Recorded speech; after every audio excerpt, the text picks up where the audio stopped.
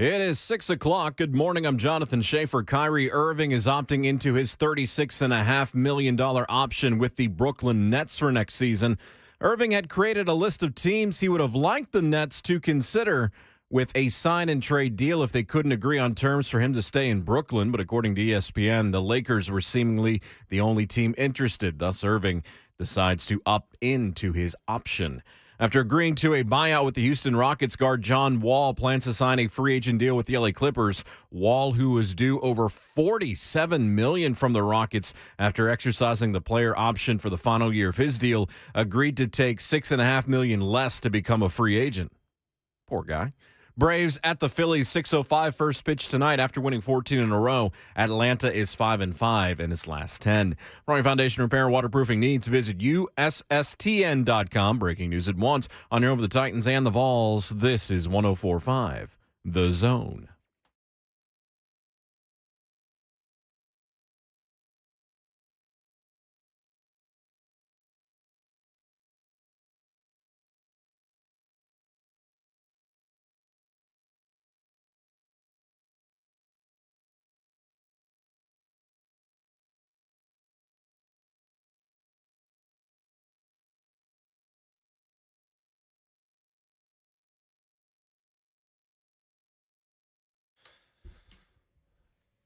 What's happening? Welcome in, J. Mart and Ramon here on this Tuesday. 104.5 The Zone, lifted up by All Four Seasons Garage Stores in Nashville. AllFourSeasonsGarages.com. That's where we want you to go to learn more. Ramon Foster is somewhere on the West Coast, somewhere in California, watching baseball and probably buying 7 or 8 new jerseys. He's in some stadium buying he does wear a lot of baseball jerseys. I hadn't thought about that, but I've seen him with probably at least 10 different ones since we've been working. It's more of a recent development, but he clearly went on like an old Toys R Us shopping spree over at Fanatics and just went off. Toys R Us shopping spree. Dude, I never won. I never had one. I never had one, but I had my plan set up. I was going to the action figure aisle, and I was just going to. Oh, so this would be so in your scenario, this is like the old game show. When you're standing in line and you hear the beep, you might be playing on Supermarket Sweep. That's it. David Ruprecht, baby. The worst sweaters this side of Bill Cosby, man. Yes. And people would go to the meat aisle, man, and all those steaks, and they just rake them into the cart. I used to love that show. I loved watching portly women slamming hams. Oh, boy. Like just slamming 14-pound hams. Just against hams. Those are $14.75 a piece. Remember, you can only get 5. Now, the old intro to Supermarket Sweep, or the end of it when Ruprecht got really excited. He's like, when you go to the checkout counter and you hear that beep, think of all the fun you could have on Supermarket Sweep. He was way too excited, but it fit with Lifetime. And then they had Shop Till You Drop after it. But seriously, like it would just be some woman in a bad-fitting sweatshirt just slamming giant butter balls into a cart. Mom jeans flying down aisle 6. That's it, baby. There we go. If that's not the most 80s produced drum machine track ever. Dude, they put the old ones on. It was either Amazon Prime or Netflix, and I exposed Abby to him because I'm like, we're not watching this. Why Leslie would Jones anyone crap. want to We're watch watching him this again? David Ruprecht. You got 2 people right here that would watch it. Dude, you have no idea. No, I saw them. I know exactly what you're talking about. I've seen them. We're not saying it's the best television older, ever. It's just intriguing. Now that I'm older, I'm just like, what are these people doing? Like when they're in the actual store, because my gosh. Can I just say, they have no plan. No strategy. When I woke up this morning, portly women slamming hams was not a phrase I was expecting. But here's the thing. After watching that show, that was a statement of fact. Yeah, I'm not slandering anybody. No. You had the yellow clad, the red clad, and the blue clad. Yes, indeed. And then they had the bonuses. That's right. Giant inflatable, like tube of Brill cream. They gave you $150 extra in your checkout line. But these people had no strategy. They had no plan. No, let's go to a real game show right here. Press your luck. No whammies. Peter Tamarkin. Very underrated in the host game. Yes. Love Peter Tamarkin. Mike, Keith, and I were talking about another guy we think is kind of underrated in the game show host role, and that's Jim Perry. Oh, love Jim Perry from Name That Tune. And he did Card Sharks. What was the other thing that wait a second, Jim Perry, are we talking about the kind of slick, looked like he could have been a Deadwood Jim Perry? I got him mixed up with Jim Lang. Jim Lang was Name That Tune. Right. And he had another show that I really liked. Right. Jim Perry. He did Card Sharks. Jim Perry looked like he could have been with McShane and in Deadwood. Yeah.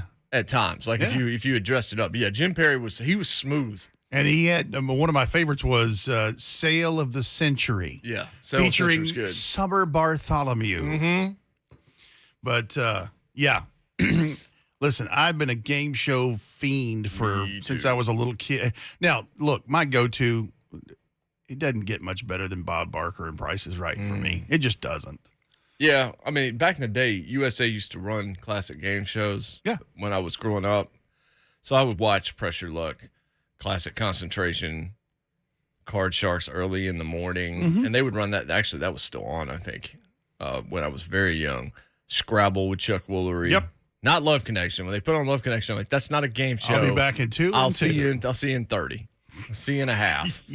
You won't see me in 2 But Scrabble is just... Oh, yeah. Joker's Wild, the original Joker's Wild. Joker, Geography. Bumper Stumpers? Yes. Anybody remember Bumper Stumpers? Sure. License plate game? Yep. Loved that game, too. I don't know who that dude was, but he looked like Rick Dees, the dude that hosted the show. Hey, getting back to Press Your Luck for a second. Yeah. Did you ever see the documentary about the guy who broke the code of that? Yes. And he figured out the algorithm of that. He made some hay, but he was into some stuff. Woo. There's some weird stories about game show contestants out there. Yeah, I think the McMillions documentary. If you didn't see that, that was fantastic. Yeah. That wasn't game show, but it was close. But who knew though? In that anticipated Monopoly game that came out every summer or whatever it was, had so much just fraud and tomfoolery behind it. I mean, that's amazing. Yeah, you wouldn't have thought, but also wondered if there were ever any prizes. Yeah. Because outside of a sandwich or a French fry. Right, or a soft drink. Nobody I knew ever won anything. Right. Well, it's what I have the perception of Publishers Clearinghouse. Yes. It's like, has anybody ever shown up at anybody? With the big check? Yeah, and the bouquet of flowers and balloons, and it's $10 million. I don't know anyone. I mean, Publishers Clearinghouse is all about getting rid of some magazines. Now, I did know a girl that her grandmother got on the Price is Right, went on a West Coast trip, got on Price is Right, and correctly bid within $100 and won both showcases. And of course, unlucky for her, it was all prizes. I mean, it was her grandmother. She's not going to get out on a sailboat. She won like a ragtop Jeep and a sailboat. So she just cashed all that stuff in. But I mean, I don't forget what she made, but it was amazing. Yeah, I always wanted to be a contestant growing up because I just felt like I would have raked in the dough. Probably not, because everybody that does it thinks that. Oh, yeah, you get under the lights and the camera and all that stuff. Then there's the story of how much taxes you have to pay and how often the prizes are left behind. Yep. Because they can't afford to pay the taxes on any of it before they leave. You've just won $75,000 worth of prizes. That'll be $8,000. Yeah. Hopefully you have that. Payable now. Yeah, that's right. Game show's not quite the same. The Game Show Network now is basically the Family Feud channel. Yep. Notice that. That's fine. Like, a lot of that. people enjoy it. My mom enjoys it. She watches it a lot. But the old Game Show Network, well, no, you still get a lot of Gene Rayburn, too. When I'm at the gym, I see that giant microphone with the ball on top of it. Yep, the old stick mic. Yeah, the very old stick mic. And here's Charles Nelson Riley. And Nipsey Russell and Richard Dawson. That's Fannie right. Flagg. Brett Summer. Brett Summer, that's it. On the streaming platform Pluto, they have a channel, 24/7 streaming channel just dedicated to the Bob Barker years of Price is Right. Man, I did not know that. Yeah. And I watch out of curiosity just to see what the prices of things were. You know, it's like, it's a 76 Chevy Vega. Yeah. And it's like, all right, how much is this with California emissions? Let's see if I can guess. That's $2,800. You can also find out how to harass women if you watch those old Price is Right episodes. That. You could certainly find out how to harass women by watching the Richard Dawson Family Feud episodes. Oh, my gosh. He had no shame. He didn't care, man. God, I forget the guy that was in the country music group, gospel group, the Statler Brothers. I forget his name now. He called him Richard Kissy. And that was very appropriate because, man, he could be kissing your grandmother, your wife, your aunt. Yeah. You know, I'm like, did this guy ever get mono? Golly. Do you get that as an adult? Well, wait, didn't Sam Darnold get it? Yes, he did. I think he was the last. That's a sports topic for you, folks. Sam Darnold, mono. I think he got it his rookie year, didn't he? His hat's too big for my head. It's funny. So as far as we know, Deshaun Watson's situation's starting today. Yep.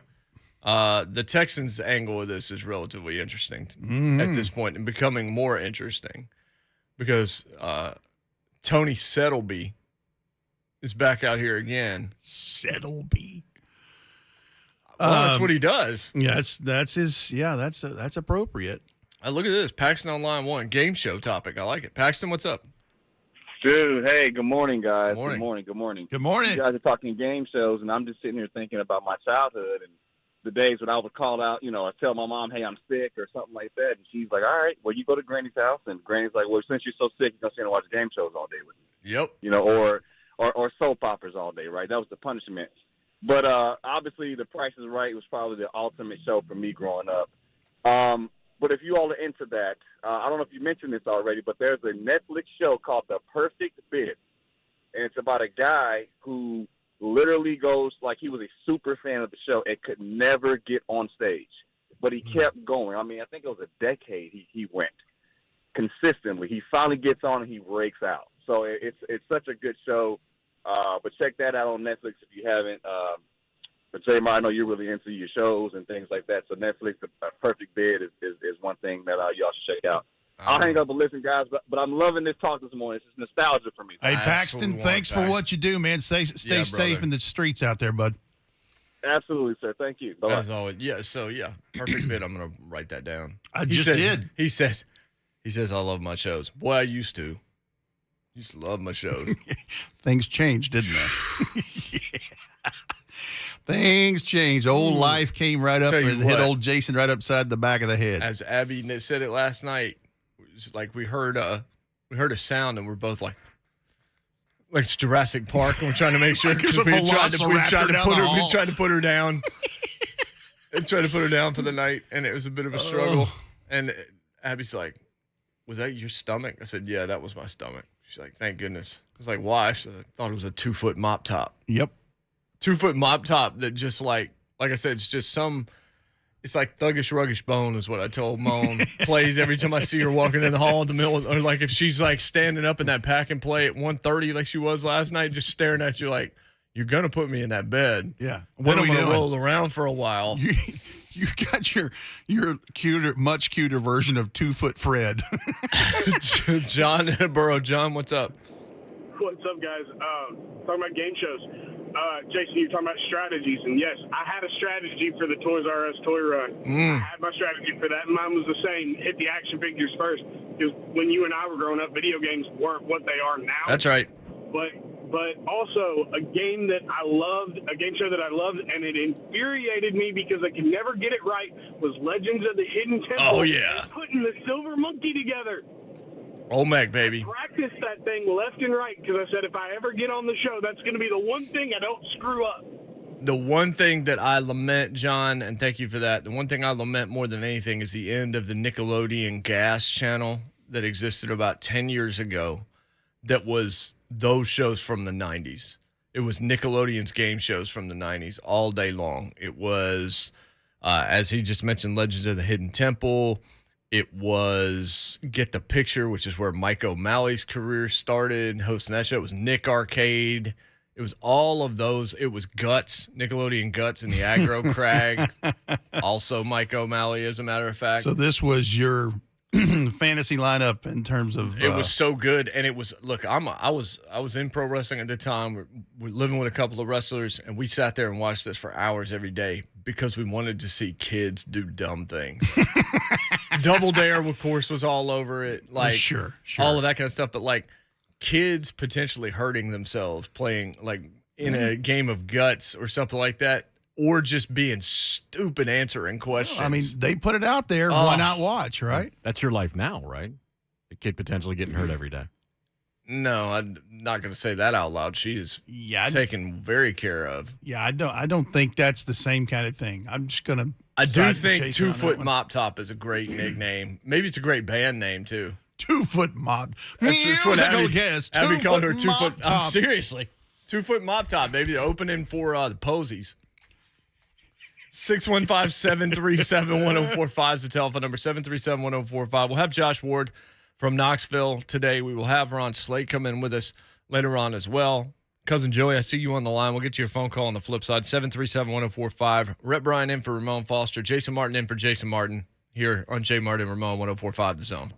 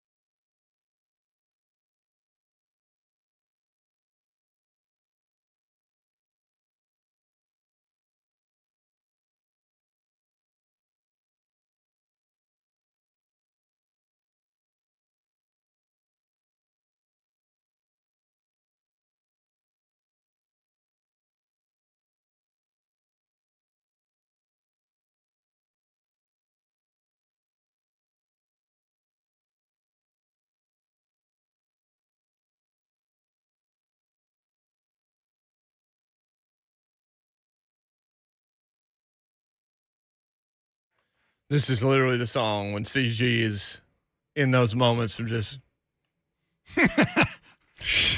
What was that noise? See her peer over the deal. It's like Stephanie McMahon that time she showed up with a sledgehammer. If you've ever seen that GIF, you should go find it. She just like it's like the ring apron, and all of a sudden you see. Yeah. That's great for radio. I know it was. J. Martin Ramon here, 104.5 The Zone. Cousin Joey in Cross Plains. Joey, what's going on, brother? Good morning, fam. So wait, before I ask my question, do they make jerseys in like 15 to 20X and make them out of bed sheets for Ramon? Dang. There is some violence right there. Wow. But no, I'm thinking about going back to school and everything for broadcasting, and I was wondering if even Shay can jump in, if y'all can, just pull the curtain back just a little bit on it. Austin P offers a degree in it, and on the TV, radio, podcasting, and even running the boards. And I was just wondering if y'all could just pull the curtain back a little bit and just give tell me a little glimpse or whatnot. Okay. You don't need to go to school to run a podcast. I can tell you that right now. Don't need to go to school to run a board either. No.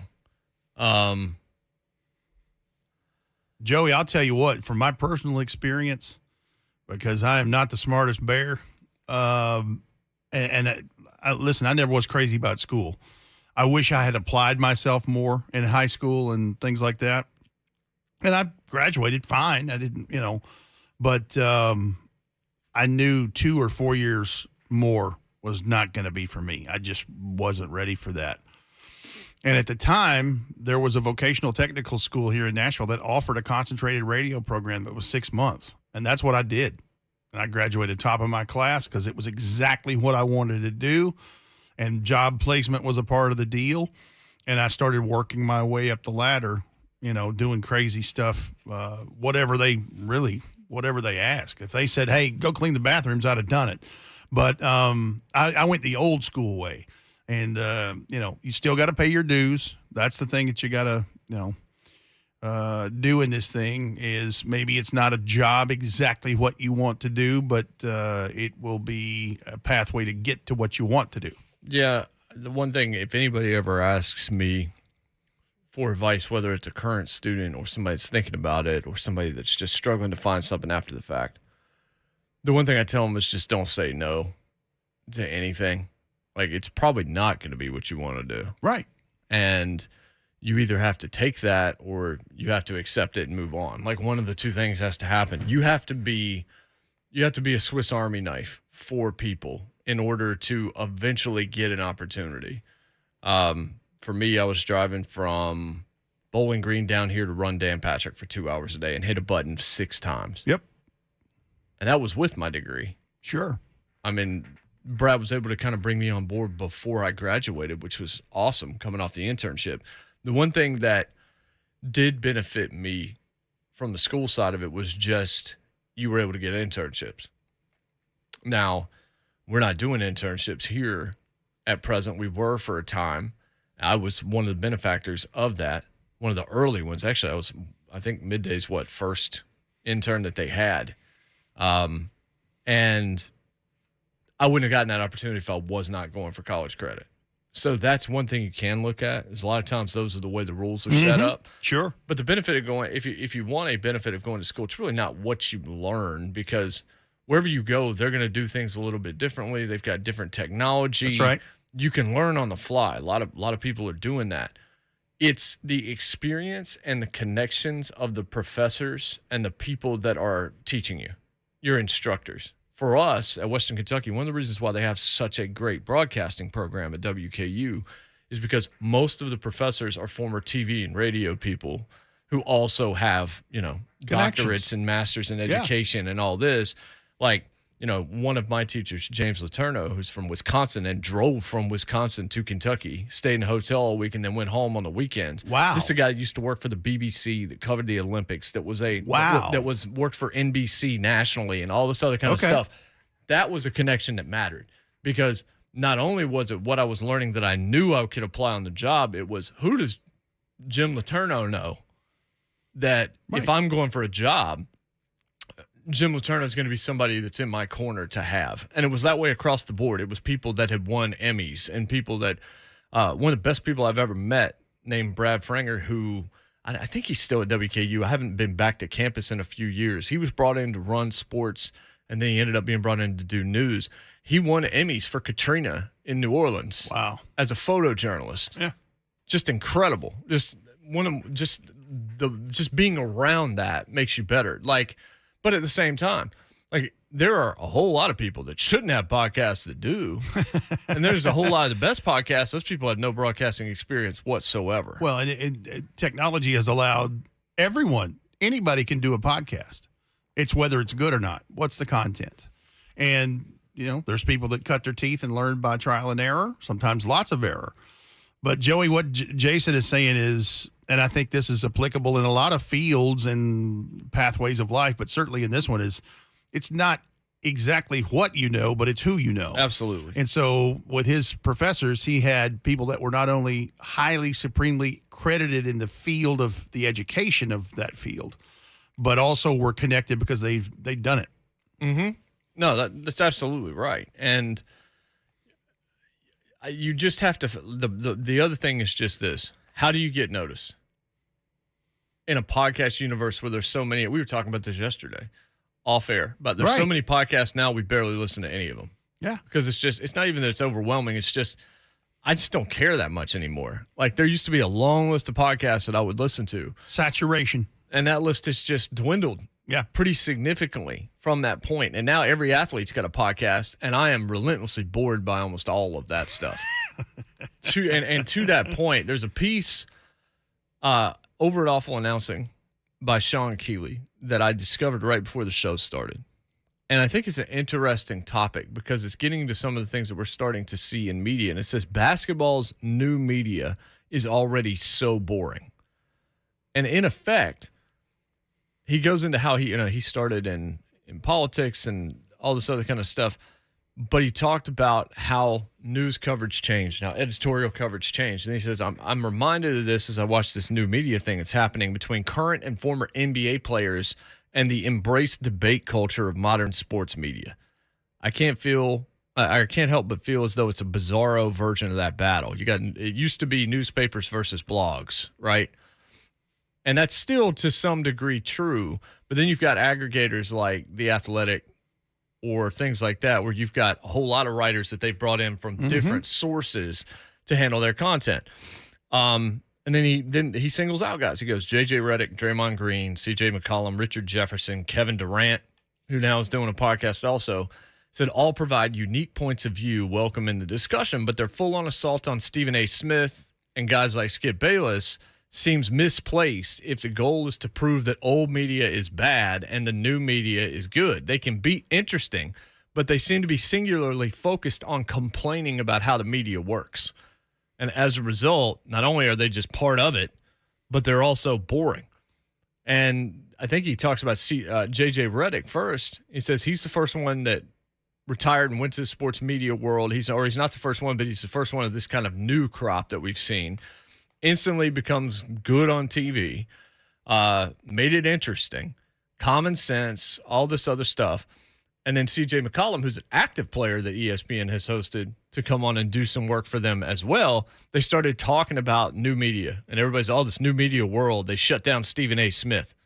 You realize anybody gets on ESPN against Stephen A. Smith, he wants to actually do that. Like, he wants you to come on there, debate him. He wants you to try to shut him down. It keeps raising his profile. That's exactly right. So you got Draymond Green and Kevin Durant sparring with him. Again, back to the piece. They're saying some of that makes for fascinating interactions. But somewhere along the way, you got to start branching out. If you're more interesting and a better alternative for sports fans, then go be it. Instead, the new media seems to have rallied around this notion that their mission is to upend the sterling reputation and unwavering belief of people like Stephen A. Smith and Skip Bayless, except, and this is an interesting way to phrase this as a pro wrestling guy, excuse me if I'm working myself into a shoot here. No one thinks that way. Sports fans know how the sausage is made. We all know if you appear on First Take, you do so at the pleasure of Stephen A. If Smith talks crap about you, it's because he wants you to talk crap back. You aren't beating him at his own game. You are, in fact, playing the game he's allowed you to play. ESPN and Fox viewers don't tune in because they think Stephen A., Skip Bayless, Shannon Sharp, and those like them are bastions of truth. They tune in because they want to hear what crazy nonsense they say next. They tune in to hear Stephen A. go apoplectic. They tune in to find out what outdated notion Chris Russo is peddling. They tune in to watch adults argue about unimportant things because it distracts them from the hellscape that is our world. These guys are not arch enemies. They're villains of the week. And by choosing to focus your energy entirely on them, you reveal yourself to be completely out of the loop. So he just basically goes to the idea that all these athletes are saying, oh, media's changing and all this, all they're doing is playing right into the hands of old media in the process. Right, because in their minds, they're changing the way media is done, and all they're doing is just playing the game. That's right. They're a contestant on the ultimate game show, right? That's right. I mean, Schaefer can speak to this. I mean, we loved Dan Orlovsky. Dan Orlovsky was coming on our radio station before almost anybody in the country. Mm-hmm. And I remember booking him for Clay very early in Outkicks. I'm like, this guy has a lot to say about quarterbacks. He seems to be pretty level-headed. He's a good dude, all this. He's become a caricature on TV. He's become a pro wrestling heel, the way that he does things. There are very few thoughtful analysts that don't appear to be coming at it from a look-at-me perspective. Orlovsky's one of the worst examples right now, I think. Which is why I love Lewis Riddick, because he's been one of the Riddick's few that very good. That's why Riddick's been able to be above the fray when it comes to that. He's going to come on there, tell you from his experience what's going to happen or what has happened, and he's just going to let it lay. And I appreciate that so much. You know exactly what you're going to get from him every time. It's one of the things that, first of all, I think ESPN has encouraged and enabled a former athlete saying, we want you to be hot take guy. And only the really smart ones who have had hot take yet can pivot to other things and you know, be a multitasker, if you will, are the ones that have the staying power. Because how many have we seen come and go that had the hot takes, and once the hot takes faded, they did too. That's right. That's right. I mean, he says, like so many things in recent memory, this whole drama reminds me of a pro wrestling angle. Stephen A. is Vince McMahon. The basketball new media is positioning itself like DX or the NWO, a wild card stable that upends the status quo and breathes freshness into a stale product. But every great wrestling stable eventually flames out, either because its members go on to bigger and better things or because the angle runs dry, to your point about the hot takes, and what once felt fresh now seems boring, whereas once the sound of their entrance music made the crowd pop, now it makes them roll their eyes. Usually that process takes years and involves various permutations, reboots, and angles. Somehow the new media feels like it burned through that in a couple of months. Now when I see there's a new quote from Draymond Green, my eyes glaze over. I'm guilty of that as well, because I don't care either. I went from wondering how J.J. Redick was shutting down someone's complaints to wondering what he's complaining about now, as he's now old man yelling at cloud. When I see an NBA player show up on a debate show acting like they don't want to be there, I know better. You don't just get out of bed and fall onto the first take set. You can act above it all, but we all know what you're doing. Yeah. Hey, Draymond Green, for me, I'm with you. I just hear the teacher on Peanuts. When I hear him, I'm just like, whatever. I don't. Well, for me, it was when Patrick Beverly was on for however many days it was. By the way, he's the graphic that's used for this. Yeah, because he went on there the first day, and I got no issue with the guy, but he went on there the first day, just lit everything on fire, and then people were like, "Hey, look at the fire over there," and then the fire went out, and there was nothing left. Right. He had one day. Tell me what you got Wednesday at 7:30, pal. That's how this works. It's easy to go on there and just take shots and just do quote-unquote shoot promos, the Vince Russo things of pro wrestling days gone by. But do you have any substance? And for the guys, are you able to make it happen? And you're exactly right, Shafe, because the guys you mentioned who are part of the new media, whether it's the current players or whatever, it shows their ignorance of the field and how things are done, because these are athletes that know that you stack practices and wins and good performances to compete and to win championships. And it takes the same kind of effort on a smaller level to do it day to day in what we do. Mm-hmm. You try to have a good show every day and, stack good days together, but yet they're missing that whole point. Oh, yeah, they are. I agree. And it'd be so easy for them to grasp if they would just listen to someone who'd been in the field Well, and give me say, hey. one Brian McFadden to 10 Patrick Beverleys every day of the week. Give me one. I mean, even though I disagree sometimes with what he has to say, and even sometimes the method he goes about it, give me a Ryan Clark over Absolutely. nearly everybody. That was the one I was on thinking ESPN in terms of just giving me what I think is something. When I hear Ryan Clark talk, I believe that that's Ryan Clark talking. Whether I agree or disagree, or sometimes I'm even offended by some of the takes that he will come through with, at least I believe it's genuine. You can spot a phony a mile away.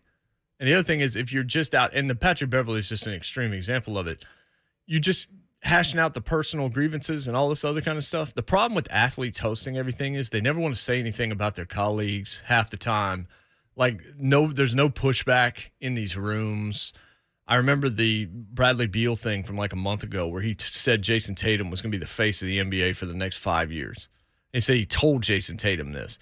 And Draymond, he's on Draymond Green's podcast, and Draymond's response was, facts. You don't believe that? Why not push back against that and have a conversation about why Bradley Beal, an active player, with Draymond Green, these two believe this? And, okay, what is it about Jason Tatum that can make him the face of the league? Instead, it's just facts, no pushback. One, not a fact. Two, also still not a fact. Or at the very least, argue that it's you that should be the face for the next 5 years. I mean, whatever. Say something. By the way, circling back for a second to our game show topic, did you know Peyton Manning has produced yeah, he did The Final Straw? That's to drop it on ABC. Yeah. I keep seeing the spots for it. That looks like a stunt show, right? Something like that. Yep. But it's like making a milkshake. Or? There's all these giant props you got to keep together. It's almost like what it looked like was Jenga, but it's intricate. Yeah, it's like something that looks like a giant milkshake, and you have to keep it together or whatever. But yeah, it says produced by Peyton Manning. I'm like, okay, Omaha Productions is all over it right now. Omaha, very Omaha, much. Yeah. 615-737-1045. Question of the day at J. Martin Ramon. What are your favorite classic TV game shows? So Joey, we kind of went off on a tangent there, but best of luck to you. If you're going to get involved in that, I mean, I wouldn't tell you not to do it. I would say that you can succeed without it, but you do have to have the right connections and the timing has to be right. And you have to be willing to potentially do it for half a decade where two people, meaning you and whoever you've told, know that you exist and that's it. A lot of the biggest podcasts in the world will tell you that they did it for 10 years before anybody even realized they were doing it. Yep. And that is very, very difficult. As somebody that did 2 or 3 before going back to school, myself with friends, I mean, it just felt like we were just doing it as a hobby. Like no one was ever going to hear this, but we're still going to give our all into it. Well, and for Joey, it's certainly his mindset is prepared for this kind of adversity because he's blind. Yeah. So, he's got obstacles that he knows he's got to cross, but he's been doing that for quite some time now. That's right. So, you've got the built-in stick-to-itiveness. So, yeah. 615-737-1045, your favorite classic TV game shows. We haven't done too much on Deshaun yet. We're going to probably wait for the top of the hour and jump into that topic as it relates to the organization that also plays in this AFC South. Because the Texans, this isn't what you want going into the season, but, I mean, you hired Lovie Smith, so what are you expecting? It's J. Martin Ramon with Rhett Bryan in here on 104.5 The Zone.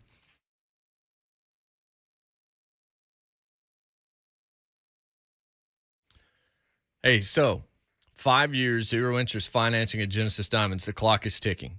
I've been talking about it all June. They extended it back mid-month to July the 2nd. That means Saturday in the afternoon, it ends 5 p.m. on Saturday.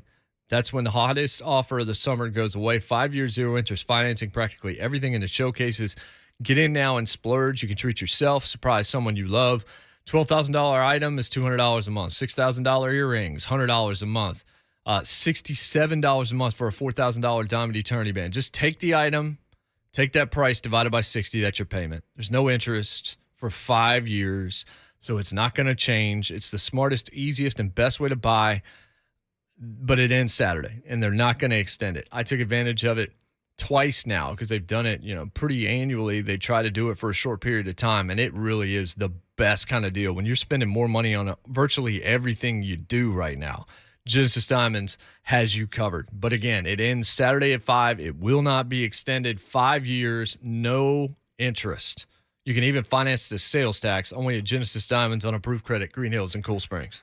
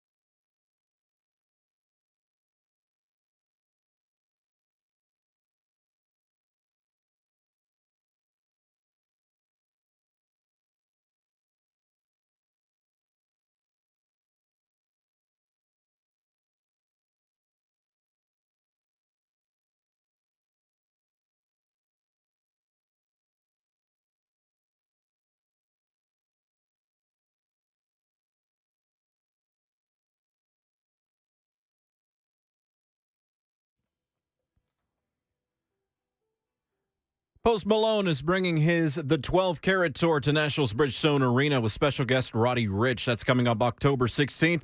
104.5 The Zone has your chance to be there. Sign up for your chance to win tickets today at 1045thezone.com.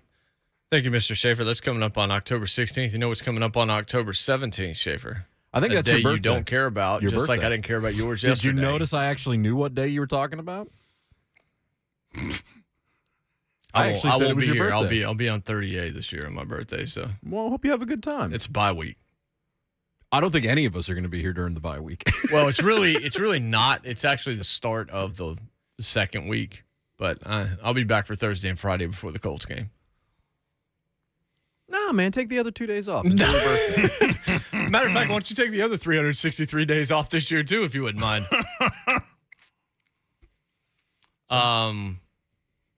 So AJ Brown posted a video Sure did. that you showed me during the break. Did he just post it? Yep, like 20 minutes ago. Apparently he's working out. 100 million, I'm still on the grind. And it's Cool from the story, perspective of like he's looking at it on his phone, and it's something I guess the Eagles. Let me know how those degenerative knees are working out for you, bro. Oh, boy. Well, I said the same thing to him in a different. I said, the first time you're inactive because you have something going on, get ready for the boo birds. Yeah, And good luck to him. Seriously, sure. Good luck to him. Listen, I like AJ. It's Always just have. Be careful. Be careful giving yourself this much gas. Yep. Yep. Well, one of the early parts that at first it says 100 million, I'm still on my grind. It's J. Cole, but you see a plane in like the first 5 seconds. Yep. And sort of, I don't know if that's Fly Eagles Fly or that's me leaving Nashville for Philadelphia. Can be interpreted either way. I'm going to tell you how Titans fans are going to. Leaving Nashville I'm pretty sure I know. without fail and pause. Because I've been walking out of Memphis. By the way, I know we're going to get into some Deshaun Watson stuff. Adam Schefter's posted a piece also. The U.S. House Oversight Committee says that Commanders owner Dan Snyder has yet to accept his subpoena. Yeah, he just thinks he can this pretty as much long as do possible. everything he wants, doesn't he? He, You want to talk about somebody being enabled? honestly, I don't know Dan Snyder, never met him, but it certainly seems like Jackwagon. he man. has the worst case of Napoleonism I have ever seen. What is that? Little man syndrome. Yeah, he operates as if he thinks nothing will ever touch him. Yeah, and then when it's all crumbling down around you, Well, but let's be real about this. As long as the other 31 Oh, I others know. don't do anything about it. that's right, because it takes 24 of them to get him bye-bye. He operates like he has cover. And for a long time, he has had cover. But the whole money thing may have shifted that just a little bit. But you've got that out there. You've got Deshaun Watson out there. You've got, I want to break down Adrian Peterson and Le'Veon Bell. Battle of the Stars. How much or how badly does AD need money? Apparently pretty bad. He was going to play football until he couldn't move anymore. Yep. To continue earning a paycheck, and now he's going to fight Le'Veon Bell. Boy, that's gone real well for Le'Veon since leaving Pittsburgh. Yeah. Real good stuff, man. Look at Schaefer's drinking something out of a glass. I just assumed he was going to talk behind it. Sometimes what? you work yourself into a shoot. You know what? Doesn't deserve my words. Well, you just talked, so you gave him some. 615-737-1045. After the headlines, and by the way, in the headlines, we can get an update on the Ally 400. Oh, yeah, it's still going on. Yeah, right? it's still going to go 60 laps. 60 laps completed so far at the Nashville Super Speedway. After the that was a pit headlines, the Texans have football to play, but they may have a little bit more that they're going to have to deal with as well. We'll talk some about that. It's J Mart and Rhett Moan here on 104.5 The Zone.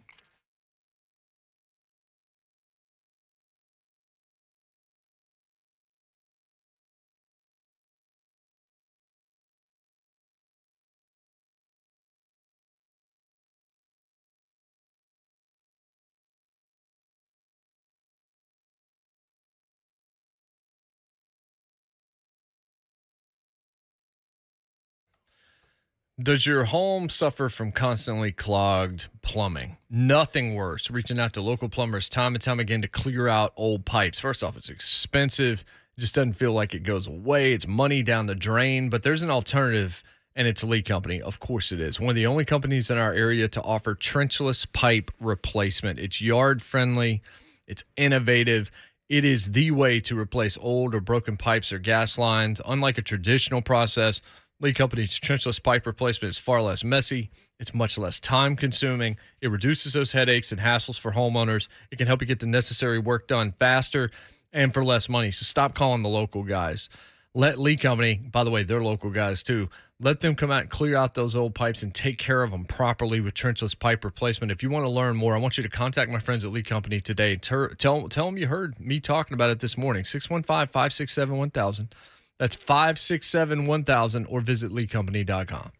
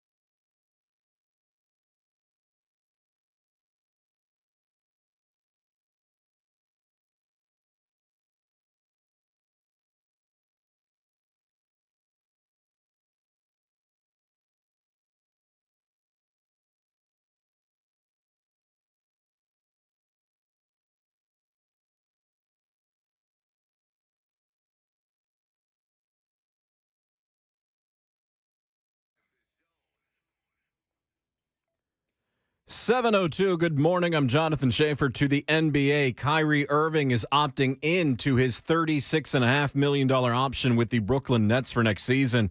He had created a list of teams he would have liked the Nets to consider working on a sign and trade deal if they couldn't agree to terms for him to stay in Brooklyn. But according to ESPN, the Lakers were seemingly the only team interested. So Irving's staying in Brooklyn.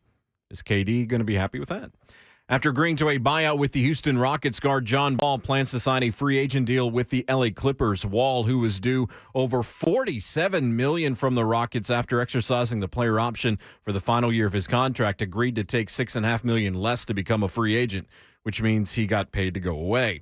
Braves at the Phillies, 6:05 first pitch tonight after winning 14 in a row. The Bravos 5-5 in their last 10 games. For all your foundation repair and waterproofing needs, visit USSTN.com. Breaking news at once. On here with the Titans and the Vols, this is 104.5 The Zone.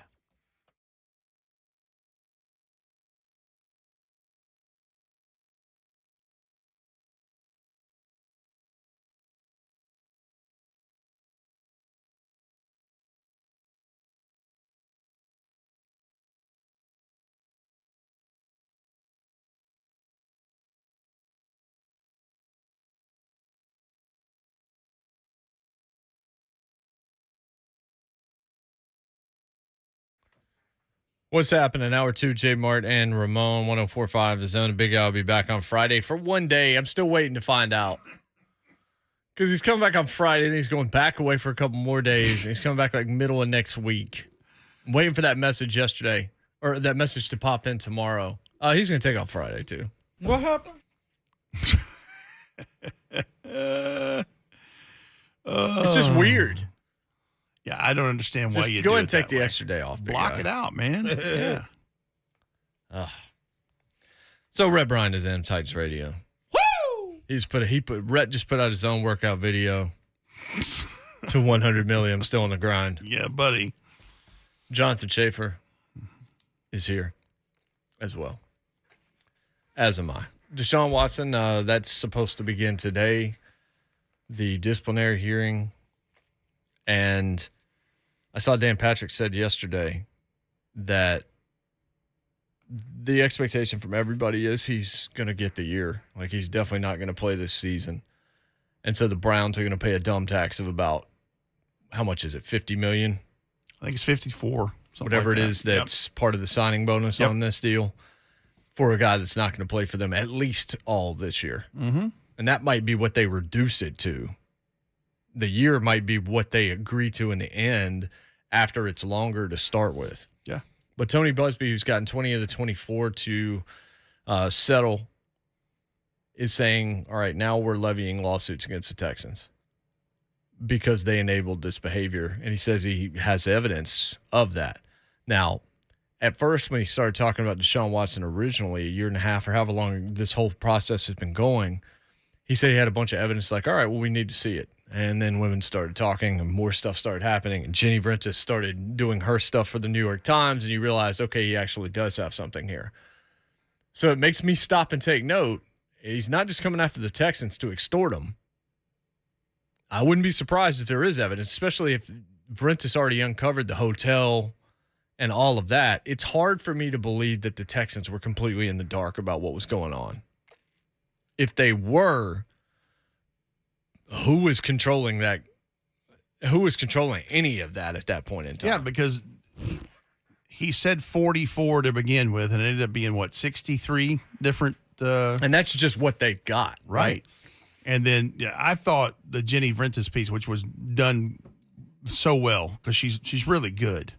But, I mean, she had screenshots of text threads between he and the massage therapists, and, I mean, it was damning on that part of it for him and his camp. Mm-hmm. And, I mean, there's so many people involved. I would find it very hard to believe that no one knew about it in the Texans organization. I mean, did everybody know? Probably not. But somebody did. Yeah. And the lawsuit from Tony Busby and what he said on Monday was, today we filed the first case of what will likely be many against the Houston Texans related to Deshaun Watson's behavior. Suffice it to say, the overwhelming evidence collected indicating the Houston Texans enabled Watson's behavior is incredibly damning. We believe the Texans knew or most certainly should have known of Watson's conduct. That's an interesting separator. Beyond that, we believe the filing speaks for itself. And then you just wonder, this filing, what's going to come out from this finding, right? Like if you're filing something here, there's going to be more that comes from this unless they quietly try to settle this thing as fast as humanly possible, which you could easily see them trying to do that. But just the idea of having that hotel and the idea of the NDA was sort of weird to me also.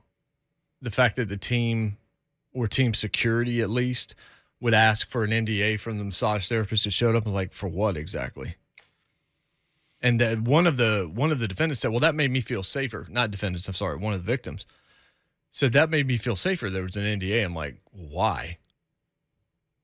That's not helping you. It's helping them. Right. The NDA is to save them if something goes awry. That doesn't benefit you in the least. Correct. So I think that was a misread by that individual. But it basically says in the NDA, it was a former Secret Service agent and Texas Director of Security would give the NDA.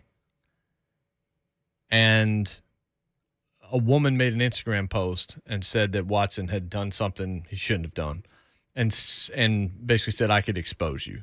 So then the NDA came around for multiple massage sessions from random women he found on Instagram, telling the women that in order to get paid, she needed to sign the Texans NDA. It's not a great look. Not at all. No, optics are not. I don't know how long this part is going to go, assuming that it does start and they don't find a, last second deal to settle it and move on from it and then just get to the disciplinary side of it. But I thought, and what Chris Plank was with us yesterday, he basically said, look, I definitely see a universe where this doesn't happen, where they don't actually have this hearing. And the settlement might just be, all right, he's out for the year. And that would just indicate how bad the entire thing was going to be, or what they feared that it was going to be. If you missed it, here was Chris Plank of Fox Sports Radio and Sooner Radio Network with us yesterday talking about it.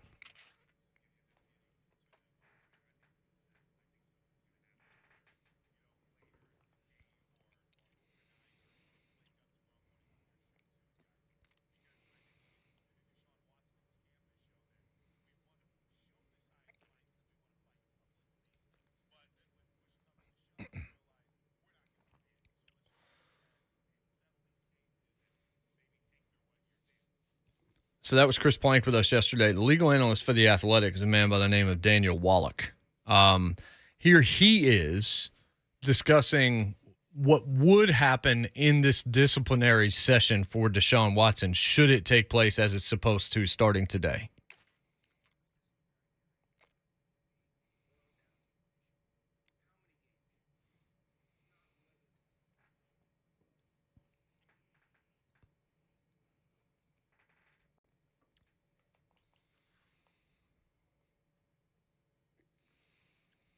Evidence. It's not proof beyond a reasonable doubt. It's not a preponderance of the evidence. It's credible evidence, meaning any credible evidence, even if it's potentially outweighed by other evidence. So he's going into a proceeding where he might get fundamental fairness and access to all the witness transcripts, but the NFL only has to clear a very low bar here. Again, like the burden of proof changes from criminal to civil, and there you hear it. NFL, it's even less. Burden of proof, the evidence, what has to be proven, no, it just has to be, it has to make sense. It has to be, there needs to be some level of credibility behind it, because ultimately this investigation goes to the optics and the integrity of the league more than it does anything criminal. How is the league going to look if they don't punish to this degree, if they found this? Right. That's a big change. And knowing, or it's been reported that Alvin Kamara is is going to get 6 games for what happened at the Pro Bowl. And look, if you talk about the fight at the bar or whatever like that, if that's 6 games, then the other's a year, right? Deshaun Watson should be like 3 years. Yeah. I mean, those two things are not in the same universe with one another. Here's the thing about this whole process for me, as I've read through this, as things have come out. He clearly has done, in my opinion, has done enough under the terms of the conduct policy with the NFL to warrant a suspension. There's just too much paper trail there. I think where it gets dicey and why it has not been more definitive, he's just far enough over the line. He allegedly, and has not been reported, he didn't rape anyone, but he's gone pretty far over a line, just not to the extreme where it's like it's cut and dried. Mm-hmm. There it is. Mm-hmm. And so that's why I think, first of all, I think the judicial system and things like this, it takes a while anyway with most anything.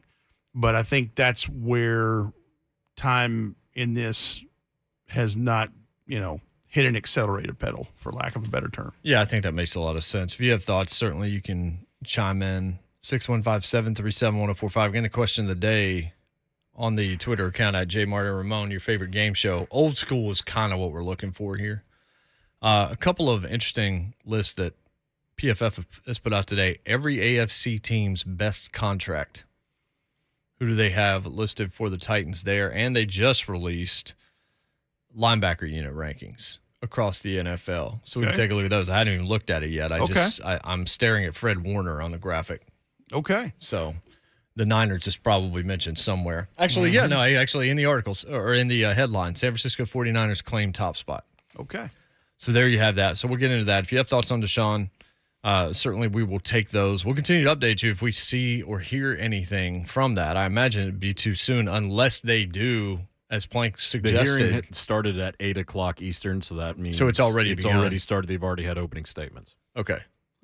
So I don't know how that's going to be reported. I don't know who's in the room. I don't know if we're going to know anything outside of that, but I imagine the process is not going to go on for that long. Wouldn't think so. You wouldn't think so. Again, especially to Wallach's point from The Athletic in that audio, this is not about exoneration. It's about length of suspension. That's an interesting kind of looking at it from that perspective. It's like, you're not going away. Like, this is not going away. You're not innocent of all of this in our eyes. It's just how long far are you we out of it? Yeah, the NFL is pushing for a lengthy suspension. The PA will try to mitigate that to some degree. It does feel more and more like it'll be the year. And we haven't talked about this, but the last time Deshaun Watson played football was against the Tennessee Titans in the final regular season game of the COVID year. Yep. That's a long time away from football. The day that Sam Sloman put it through, doinked it into the uprights for the Titans to win the AFC South division. One question I have about Deshaun, I'll ask when we come back. It might be a dangerous question to ask, but I'm going to ask it anyway. And we'll do that after this break. It's J. Mart and Ramon here on 104.5 The Zone.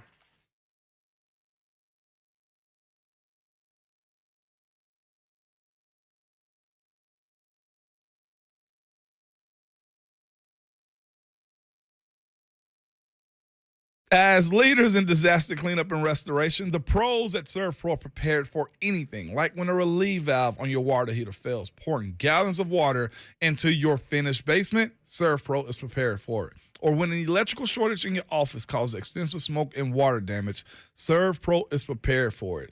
Or a musty odor indicates you might have a mold problem, ServPro is prepared for that too. You need a lot more than help sometimes cleaning up, and that's why ServPro is your one-stop shop when disaster strikes. Not only do they have the equipment and expertise to clean up damage from fire, water, or mold, but they also offer a variety of construction services ranging from drywall patching and document drying all the way to complete structure rebuilds.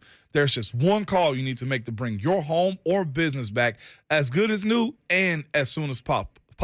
So if you're in need of cleanup from fire, water, or any unpleasant event, ServPro is always ready to help.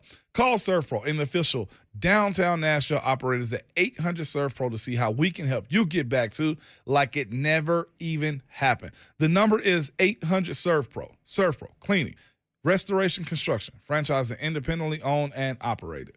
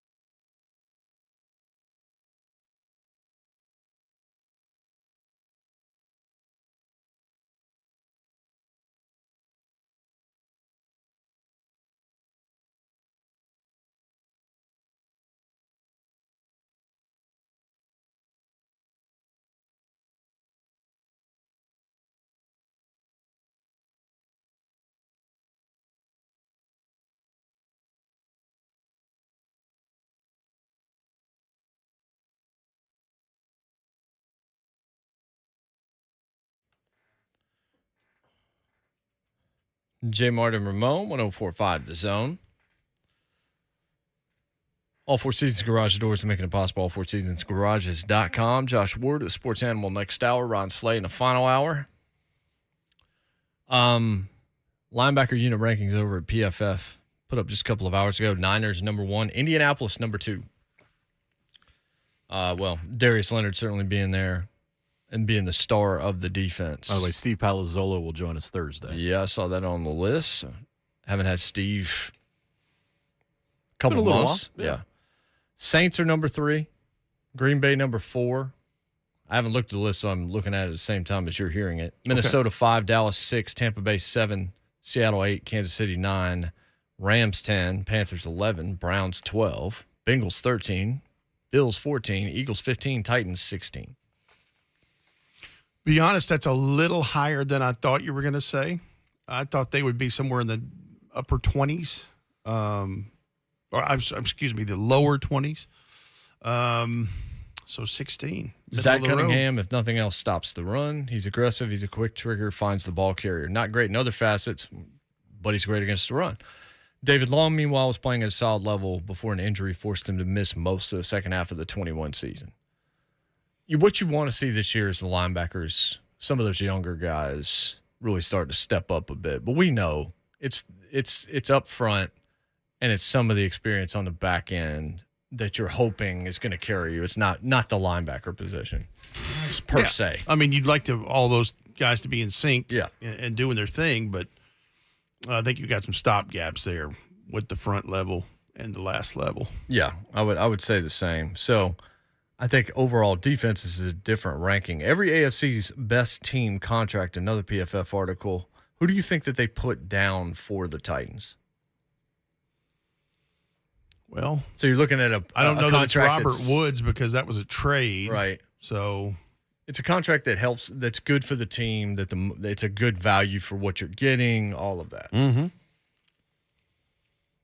I'm going to say Austin Hooper.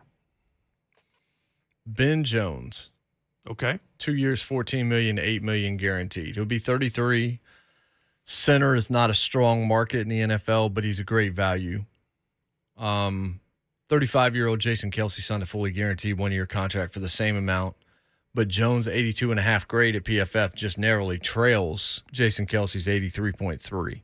Both players whose respective grades rank in the top 5 among centers over the last handful of years have logged over 3,000 snaps since 2019, demonstrating impressive durability in addition to top-end talent. Jones, critical piece of the rushing attack for the Titans, a 70-plus run blocking grade in every season since 2016. So the only thing with Ben Jones is just the age, and usually in a lot of games you might not have him for all 4 quarters. But We started to see some of that last year. yeah. A lot of, because Mo made the joke about a GoFundMe for Ben Jones because he kept hitting a knee, kept staying down on one knee. Yeah. And started to feel sorry for him. But he would show back up though every single time. So I mean, look, if you get banged up but you're still out there more often than you're not, and you're available just about every game, And you're good at what you do. and you're good. Yeah. Yeah. That's right. I mean, I think there's probably a lot of contracts on here that you might still think, really, are we sure about that one? But that one, 2 years, Ben Jones, being able to keep him and paying him that amount of money, not bad. Interestingly, the Bills' best contract is Josh Allen. A little different, 6 years, $258 million with $150 guaranteed at signing. Yeah. But I guess with where quarterback salaries are going, you got Allen paid pretty quick. And he is your franchise. Yeah, whereas if you're in Baltimore right now, the longer this goes, the worse it's probably going for you when it comes to Lamar. Yep. So there's something to be said for getting it done quick, which is why a lot of us are like, yeah, why don't you handle Jeff as fast as you possibly can handle Jeff? He's probably not getting cheaper unless he's done something you don't want him to do as a Titans fan in the first place. Chiefs deal is Mahomes, which is not surprising because that was a much more team-friendly deal than you would have thought when you saw 10 years, $450 million. Well, yeah, I mean, that's the first thing that draws eyeballs. That's why you put in the total value of the contract. And you see he got how much, but you got to look at it broken down. You got to look at guarantees. You got to look at how front loaded it is or back loaded it is and all that. The Raiders, Darren Waller, 4 years, $29.8 million, 2 years, $14 million cash remaining. Yeah, considering what he's done, that's real good. That's a bargain. Yep, that is definitely a bargain. There are some people who are paying receivers more than that aren't anywhere near as valuable as Darren Waller was. Top 3 tight end in the league. Oh yeah, for sure. And now you add that's a dangerous team. The Raiders are a dangerous team. They are. We know Carr can play, but you've got Adams in addition to Waller and Renfro. And I mean, there's a lot to like about that offense. And you give him Josh McDaniels on top of that. Second stint for him. And you've got some defensive pieces in place. Yeah. Well, I mean, you paid Chandler Jones too. Yep. Brought him in. Paid Max Crosby too. Yeah. And Max deserves to be paid. He absolutely does. Great story. Max and Darren Waller are two of the best stories in the league, and they both played for the Raiders. Yeah. Kind of balanced out the bad story that came from the Raiders last year. And then there's been, look, the Mayock thing just didn't work. But the Gruden thing ended very poorly. Yep. Sure did. McDaniels, this is not a Colts situation. This time he's actually going to coach there. He's not going to leave them at the altar. Yeah, he's not going back to New England. This was a time for him to go. And in my eyes, the timing of this shouldn't go without notice that he might be seeing the Patriots things coming down. I mean, the dynasty's done, right? But this team, to me, they'll win a couple games they shouldn't just because Belichick's that good. And Mac Jones can play, but the weaponry around him ain't very good. And they lost J.C. Jackson. I was going to say your best cornerback is now playing for the Chargers. Yeah, like if they're a 6-win team, I wouldn't be shocked. I don't think they will be just because it's Belichick. Yeah. But that's the only reason I'm giving them that, really. Because Mac could take a step in year 2, but I just don't see it. 7-10, 8-9 is about where, just because of what you said about they'll win a couple of games they shouldn't because it's Belichick. But they're going to have Pat the Patriot. Excited for back that for 1 week this year. I don't know what week it's going to be, but 1 week they're going to be rocking those unis. Yes, sir. They should just rock them all the time. They're better uniforms. They are better uniforms. Some classic uniforms dominate current uniforms in the NFL. Like there's some that are timeless, but what else is the old? Like the Eagles, Kelly Green, the that Seahawks. They're bringing back. Yeah, the old Kelly Green, the Randall Cunningham. Those Eagles. are great. Yeah, the Jaworski. That's Eagles. a great looking uni. Yeah, I agree with that. The old Seahawks unis. Mm-hmm. Are better than the highlighters. The old Post-it note edition. The old Broncos logo is one of the best in the league. The new one is among the worst. I didn't know that the Patriots logo was called the Flying Elvis. I didn't either. I thought it was, Patriot. But apparently it's a Flying Elvis. That's what it's kind of known as. I have no idea why. That's news to me. Well, there it is. I mean, I had not heard it, and then I saw it mentioned in multiple articles yesterday in that Pat the Patriot. I don't know why I read multiple articles about that. Maybe that's what, I'm acting like, who cares? But I'm reading 2 articles about it. What do you want from me? It's June. I got to find something here, and Pat the Patriot turned out to be it, at least yesterday. So we talked about Dan Snyder. We talked about Deshaun Watson. We'll give you updates. Let's talk about, for the fun of it, Adrian Peterson versus Le'Veon Bell agreeing to a boxing deal. First off, look, I don't know what Le'Veon can do. It feels like Adrian Peterson is somebody you wouldn't want to scrap with. I wouldn't. No, I think Le'Veon better be on his game. Boxing ring for the first time. It's an exhibition. It's not going to be a pro boxing debut. Thanks for that update. Appreciate that. I don't think either one of them wants to fight Frank Gore. No. Frank Gore going to knock you out. I mean, Frank Gore fought Darren Williams and then made a pro debut with a 4th-round knockout. Here, what was that, about a month ago? Yeah. Somewhere in that neighborhood? He clocked that dude like Tyson hit Leon Spinks in 1991. Ooh. This is what happens when you don't understand what you have and you make a change. Currently a free agent, Peterson played 4 games last season, splitting time between the Titans and Seattle Seahawks. He said he plans to eventually retire as a member of the Vikings. Bell, 30, is also a free agent. He played 8 games last season, 5 with the Ravens and 3 with the Tampa Bay Buccaneers. He's best known for his time with the Pittsburgh Steelers. He's best known for turning down $13 million. The way that's written, it's just like he's become the post note, just the PS at the end of an article. That's right. Le'Veon Bell, who was like a top 3 fantasy running back. 4 years. He was part of the 3 Bs, the Killer Bees. That's right. With Brown and Ben. And then since that point, he left Pittsburgh and literally has done nothing since. Yep. Can't even stay on a roster. Sometimes you don't realize what you have until it's gone, AJ. I'm sorry. I said that. Freudian slip. Apologize for that. Not really.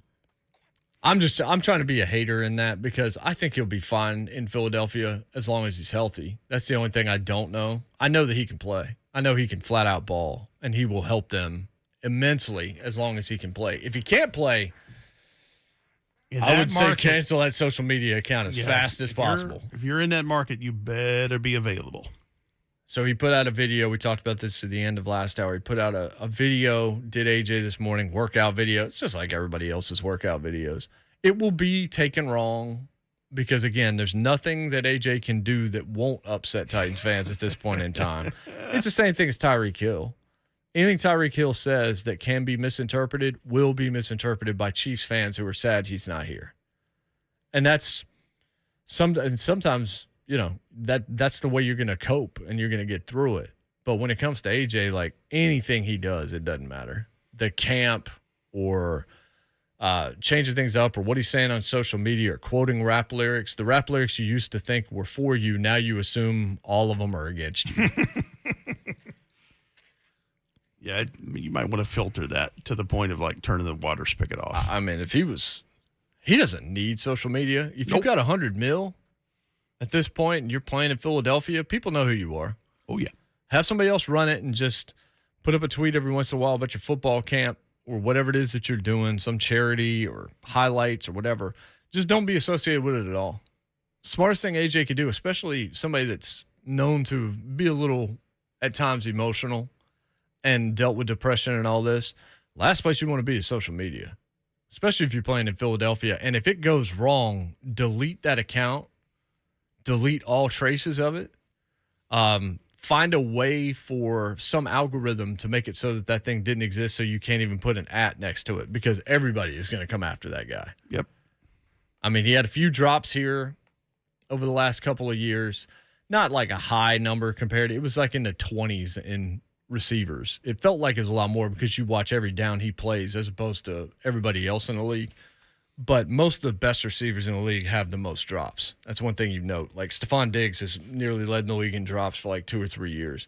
You'd still take Stephon Diggs on your team. Well, and you look at the targets. Yes, exactly. I mean, the production is there. Yes. There's exponentially more targets, so creates an opportunity for more drops. But if a drop is a 5 from a Titans fan, what is it from an Eagles fan? A 9.5? It's got to be 1,000? That's pegging the Richter scale. And then if he gets injured once, it's all right. If he gets injured twice, that's when it becomes a problem. Because then you're like, well, this is what we saw in Tennessee. Howie Roseman should be dead. Like that's it. Yeah. It goes to the front office for making the move, and then it goes to the player. Yep. I don't want to see that happen to the guy. No. I know Titans fans, I think we said this before. Titans fans are caught right here because I don't know how much. They're just like, I hope he does well in Philly. I don't know that I believe that. Like, I don't think that they want to see him get crushed by the fans. This is the ex-girlfriend, Jason. I wish you all the best. Do you really? Probably not. Nah, I wish you all the best as long as whatever photo you put up on Facebook reveals that guy to have 2 teeth.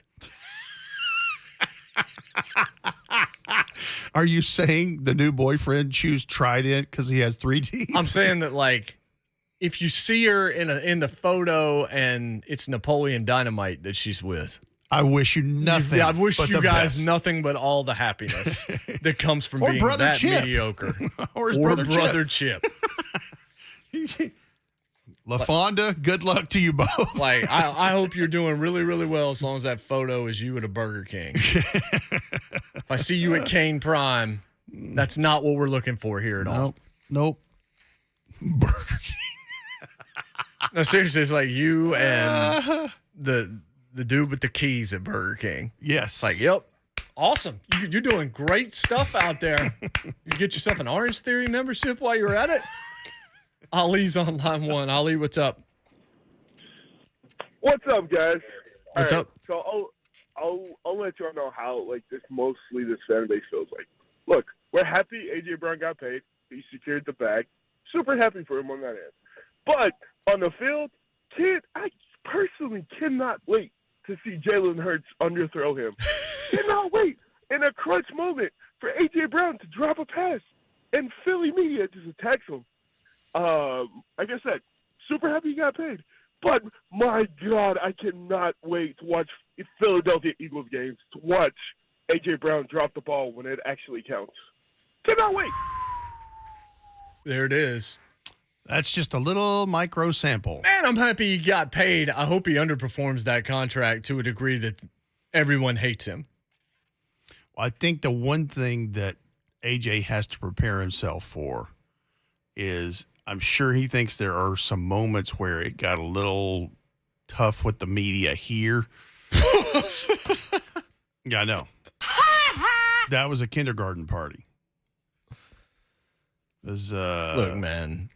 Up in that part of the world, blood in the water, the sharks are in. I mean, the media works very hard in this city, but a lot of them have nap mats compared to what happens in some of these big markets. You ain't ever been there before, bro. Nap. You know what I'm talking about? The Just mat like you have to kindergarten, unfold man. into Yes. 3 pieces, Right. and lay down. It's usually red on one side, blue on the other, and has like white vinyl piping around it. And I'm not saying that one's better than the other. I think the media here does a really good job, but it's just the the difference way in the it's animal. done. Yes, Right. Exactly right. Some people like house cats. Other people like real animals. Margot is a real animal. Margot's a real animal, and 2-foot mop top is too. Standing up in her 2-foot mop top's just looking at you like, I hope you didn't have plans. Yeah. Take a look over here. I actually feel like Titans fans are Clara Grace to AJ Brown, but it's Clara Grace at 2 a.m. when a tooth is coming through up top. I'm logging off of my life For right real. now. That. 615-737-1045. I'll pose the question out there to anybody listening. As a Titans fan, what are you hoping from A.J. Brown this season? I feel like I just asked for violence. I'm not doing that intentionally. I'm just curious what you're hoping to see him do in Philadelphia and where you are on it. And a lot of you are just going to say, I don't care what he does. But yeah, you do. It's J. Martin and Ramon, 104.5 The Zone. I'm with the violence.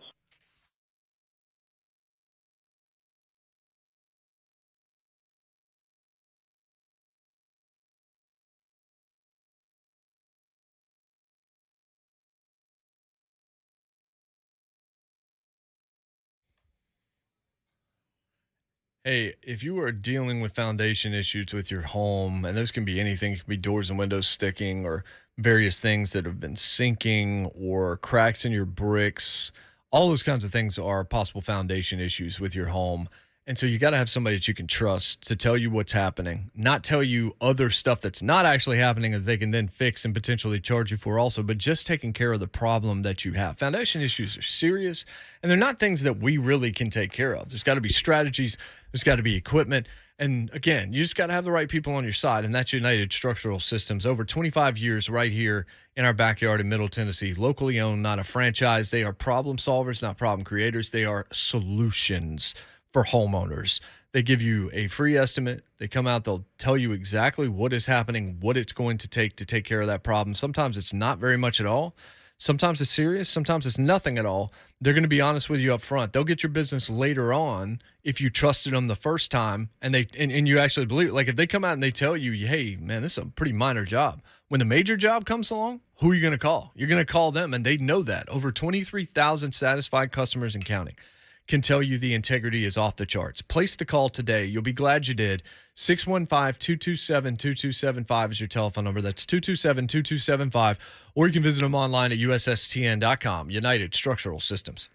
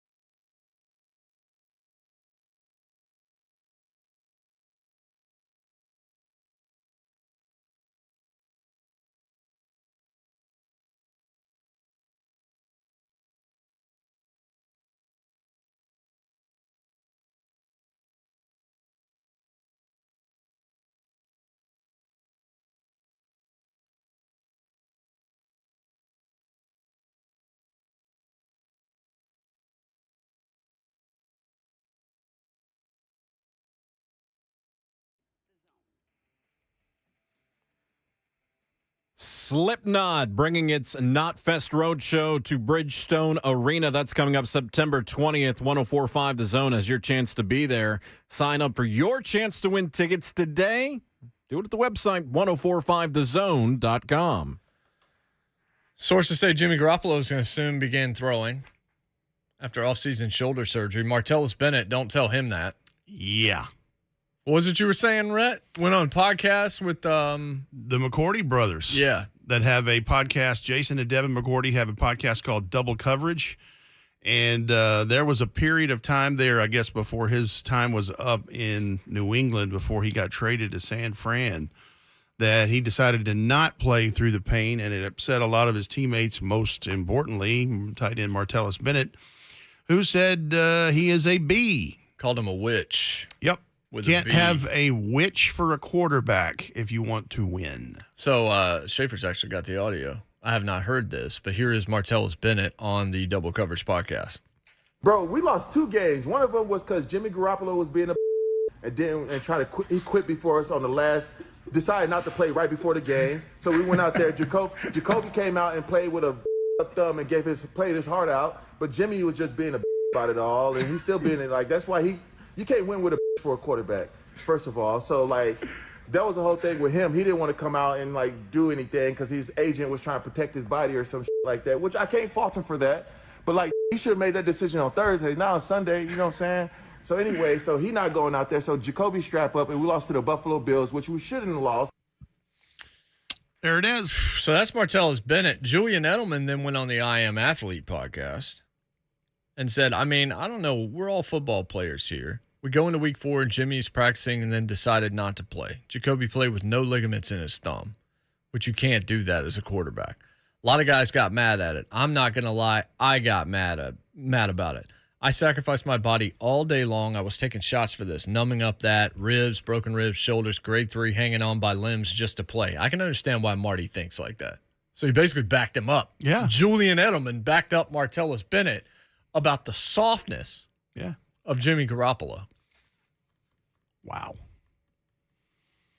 Now that podcast he was on, is that the Brandon Marshall podcast? The I Am Athlete that just signed with Mad Dog.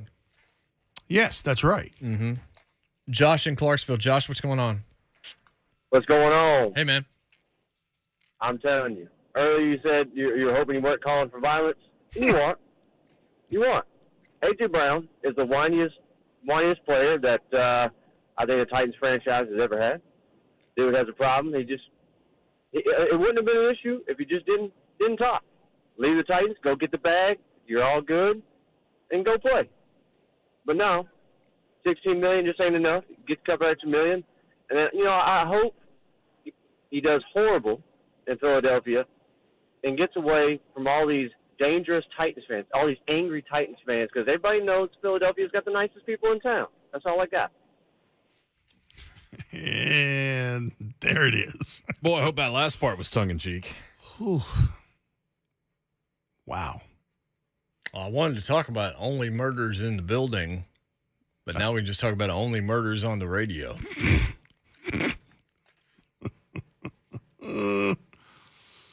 Alrighty then. That's the ex-boyfriend that says, yeah, hope you never succeed at anything anymore. Like, how many jobs have you had since you left? Seeing as how you never worked when you were with me. But this fake relationship that we're going into right now, where we're just trying to kind of extrapolate this into what Titans fans are feeling. Again, I'm just throwing that out there as a feeler because AJ put out that video, and I'm sure it's going to be misunderstood by some, and some are just going to, who cares? And I'm kind of more in that camp. But because of what we do for a living, how are you hoping A.J. Brown plays this year?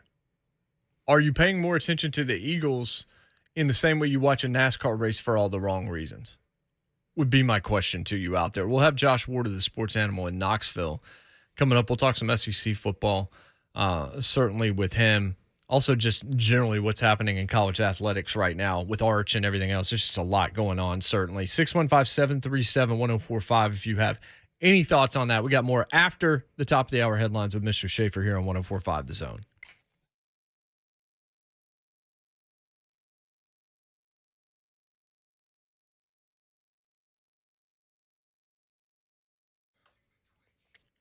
Hey, are you tired of not being able to do what you want where you live, not being allowed to paint the living room, can't have pets?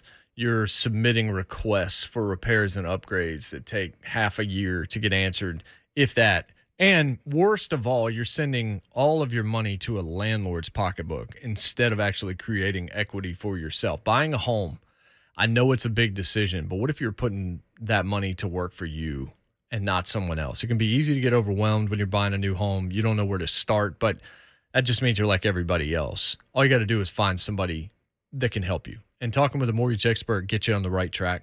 It helps you come up with a plan that utilizes your best options and understand the process. And Mortgage Investors Group is your answer. The Southeast's leading mortgage lender, here to help you get the right home loan. Not any loan, the right one for you. They care. They're committed to helping you close on time. They can help you realize those dreams this year. Make sure everything is structured to your satisfaction. Let MIG work for you. You're going to be so glad you made this decision. Go to migonline.com this morning. migonline.com. Find the office nearest you. Or text MIG to 31399. That's MIG to 31399 to get pre-qualified. Mortgage Investors Group, the right home loan, equal housing lender, license number 109111.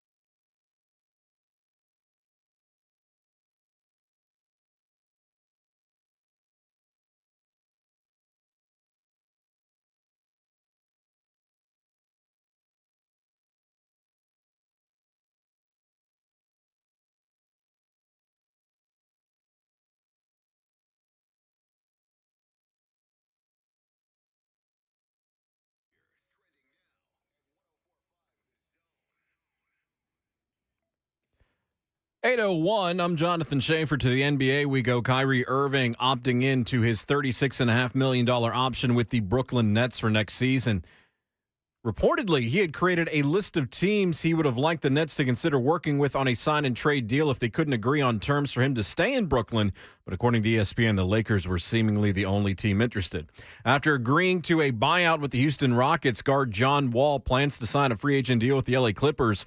Wall, who was due over $47 million from the Rockets after exercising the player option for the final year of his contract, agreed to take $6.5 million less to become a free agent, which means he still walked away with over $40 million to go away. Braves at the Phillies, 6:05 will be the first pitch tonight. After winning 14 in a row, Atlanta 5-5 in their last 10. For all your foundation repair and waterproofing needs, visit USSTN.com. Breaking news at once on your home for the Titans and the Vols. This is 104.5 The Zone.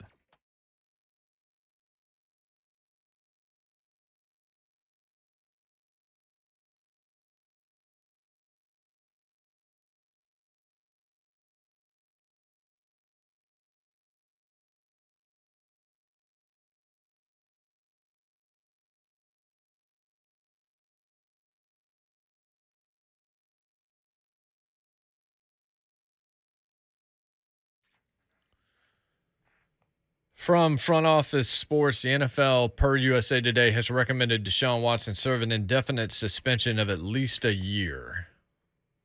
They tweeted that out just a couple of minutes ago. The disciplinary hearing for the Browns quarterback is in action right now. Indefinite suspension is kind of a word that, and I think Schaefer's the first one that used it on our show. It's kind of what we anticipate, of at least a year. So have fun with the Jacoby Brissett era in Cleveland this year. Well, that's your starting negotiation point. See, I don't know that it is. That to me is where it finishes. It says of at least a year. Maybe that gives them the wiggle room for the year to be it. Okay, then we'll just do a year. But I think that they would like it to be more. Because the thing about it is, and you have to understand it, and everybody does, NFL doesn't need Deshaun Watson. They need their audience. They need the women and families in their audience, because it's the one sport in America that does have a huge female fan base, and families watch football together. They do. That's Many people in this country can relate to me saying, look, Abby's not a giant sports fan. She'll sit and watch it with me some, but she watches football. And it's not because she plays fantasy, because she doesn't. But fantasy doesn't hurt things. Football just, it hits different in this country. Yep. And as a result, you have to be good to your fan base. You have to be good to your audience. You have to be good to your television partners.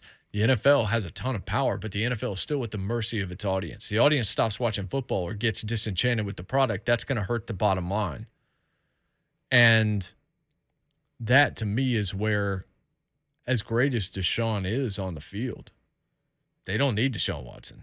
Like, if he didn't come back, it's not going to mean anything to the NFL product at all. NFL is going to keep on chugging. Well, the games are still going to be played. Well, and you still have Tom Brady, Aaron Rodgers. Well, you got a new crop now. You got Burrow and Justin Herbert and all these young guys. You have what we talked about yesterday, that Saturday Night Live has not done so well in the last several years. That new crop has come up, and you're right. I mean, Justin Herbert, you got all these things. I mean, you've got a crop there. Even Lamar and Patrick Mahomes and Josh Allen have been around just a hair longer, but are still very young in their careers. Biggest problem that happened to, just to give you an analogy, WWE in 2001, pretty much the business peaked at WrestleMania X7, which was main evented by Steve Austin and The Rock.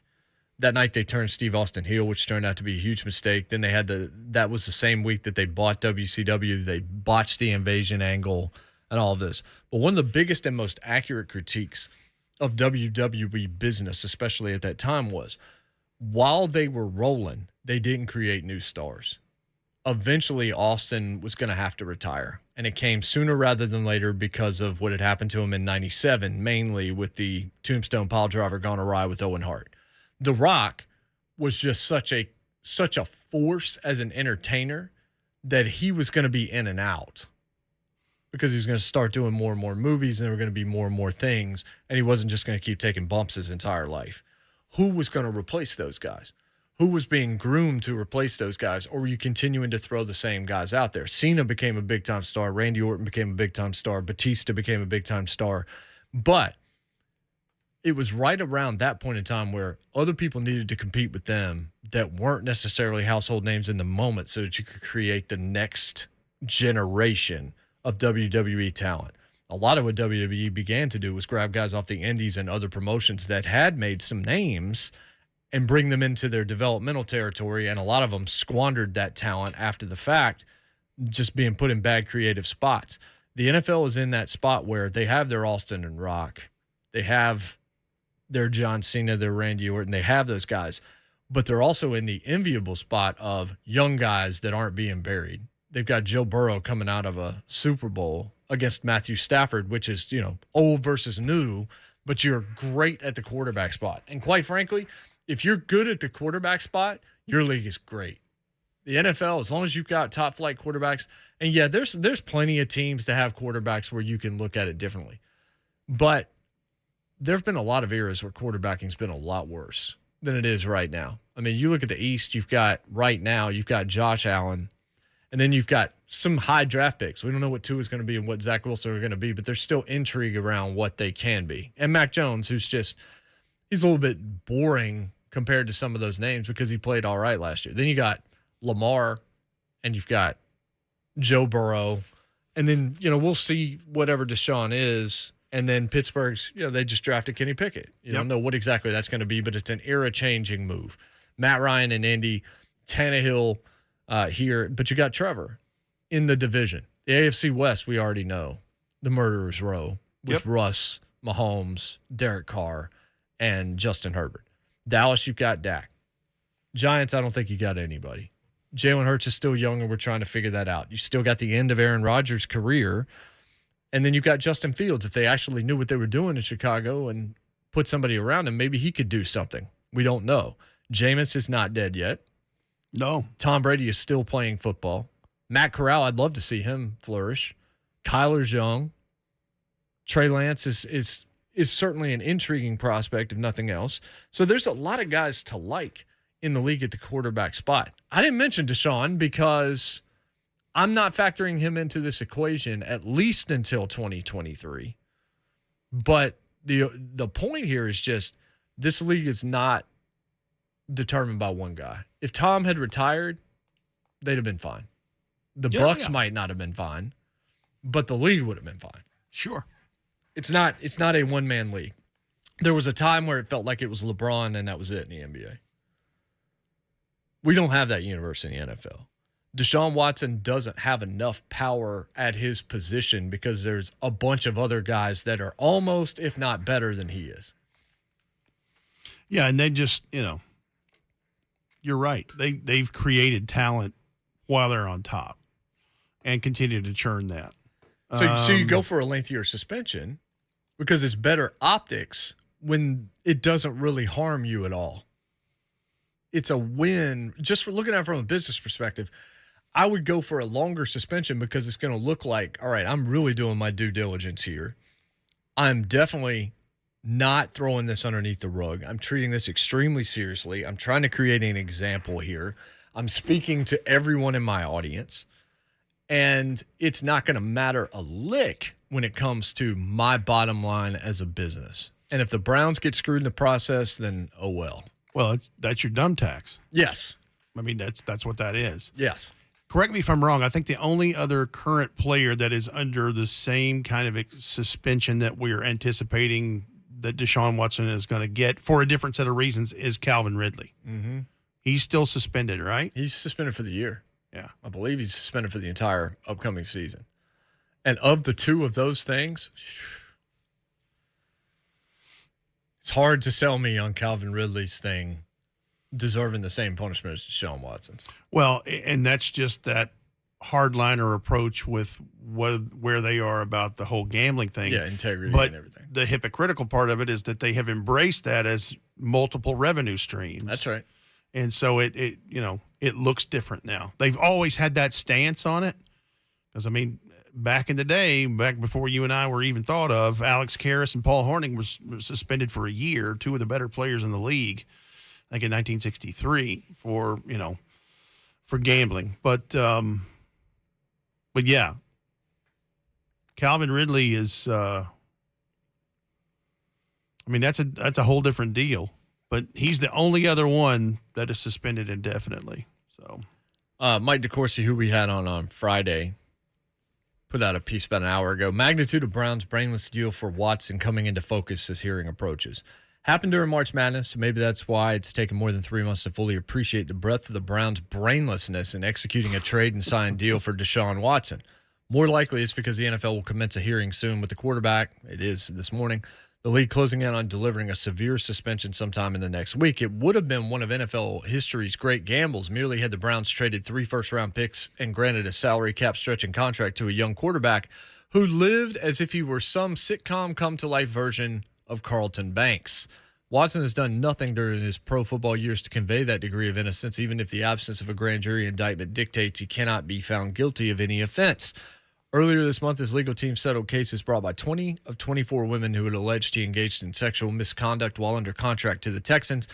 Monday, the same attorney who represented those women, Tony Busby of Houston, added the Texans organization as a defendant in a suit brought by another woman and alleged they enabled Watson's behavior. NFL has investigated Watson, with sources familiar with the situation telling the Wall Street Journal they expect the league to pursue a suspension of at least 1 season. That's what we told you off the top of the hour. The Browns didn't just agree to fight through this mess. They sold their mansion on the lake in exchange for a palace currently engulfed in flames. It feels more than a little icky to be thinking of all this in football terms, but we long ago expressed concern about the probity of employing someone in Watson's situation. At the time of the move, acquiring Watson in exchange for 3 number 1 picks, a third-rounder and 2 fourth-rounders, and then granting him a fully guaranteed contract of 5 years and $230 looks so ridiculous one suspected the Browns knew something the public could not, that they were playing three-dimensional chess and not, say, using a hammer to pulverize a game of life board. Instead, it now appears the Browns have regressed toward the sort of incompetence that once led to spending first-round picks on Brandon Weeden and Johnny Manziel. And this blunder could be so much costlier. With more than 20 allegations against him entering the 21 season, Watson sat out all 17 games. When the season opens for the Browns against the Panthers on September 11th, he won't have played in an NFL game for 616 days. And if a full season suspension is presented and upheld upon appeal, it's possible he won't have thrown a football against an NFL defense in 980 days upon finally taking the field for the Browns. At that stage, presuming a $20 million bump in the cap from this season's $210, the Browns will be shoveling 24% of their cap space toward a quarterback who won't have played in nearly 3 years. That's almost a religious degree of faith. And even if Watson miraculously emerges through all of that rust, what sort of team will the Browns be able to field with so much of its budget already consumed? What able players among the 2022 Browns will have to be discarded to clear room for that contract? They're already nearly $20 million over a projected 2023 cap, with just 9 players under contract consuming 75% of the available space. And there's more, but if I'm a Cleveland Browns fan, I just jumped in the lake. So we talked about Baker Mayfield yesterday, and we hadn't even dealt with that part if we're the Cleveland Browns. One more quick paragraph, and we got Josh Ward on the other side. It's not as though there's much room for the Browns to abandon this project. According to Mary Kay Cabot of the Plain Dealer, the team has protection to possibly void the deal if Watson were to engage in something untoward subsequent to signing the deal. The team was well aware in March, though, of the many suits that had been filed against him. If they were moved simply to cut him, an almost unimaginable scenario under the conditions the team has created for itself, there would be a dead cap hit of nearly $220 million next year. Yep. That's why every single NFL guest over the last 3 weeks who said who had the worst offseason, as bad as it's been for Chicago, Seattle, some of these other teams, sure, it's been Cleveland with a bullet and nobody else. Yeah, the other one's not even mentioned. Not even mentioned. Yeah. Dead cap hit of 220 is hitting different. Oh, are you kidding? Yeah. That's utterly hilarious. Do you remember your reaction when you saw that he gotten traded, and then the reaction to see what they did with his contract? I couldn't believe it. we'll keep you updated as we learn more and more. But that DeCourcy laid it out pretty well right there. Josh Ward, we'll talk some SEC football and some UT with him on the other side. It's J. Martin Retmone here on 104.5 The Zone.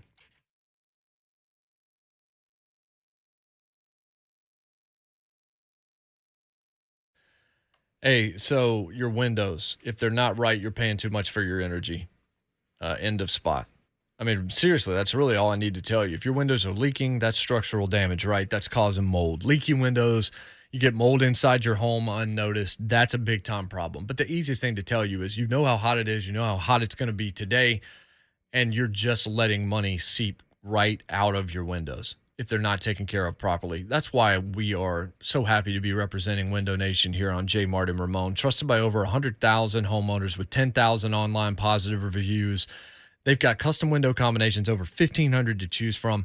And I keep throwing a bunch of numbers at you because they're that impressive. They've done over 200,000 windows in the last 12 months alone. That's 40 times more than the average window company. 96% of them require no follow-up service, and that's because they know what they're doing. They measure each window 3 times to make sure they're properly fit, because if they're not, you're just wasting money, and it's a waste of their time as well. They are trusted, they know what they're doing, and they have an awesome offer for you. 2 windows, get 2 free. Pay nothing for 2 years, no money down, no payments, no interest for 2 full years. Buy 2 windows, get 2 free. 2 windows with every 2 you buy. No down payment, no payments, no interest for 2 full years. You're going to save thousands. You're only going to see this at Window Nation. You can trust them. I promise you. 866-90-NATION is a telephone number. Again, that's 866-90-NATION, or visit them online at windownation.com.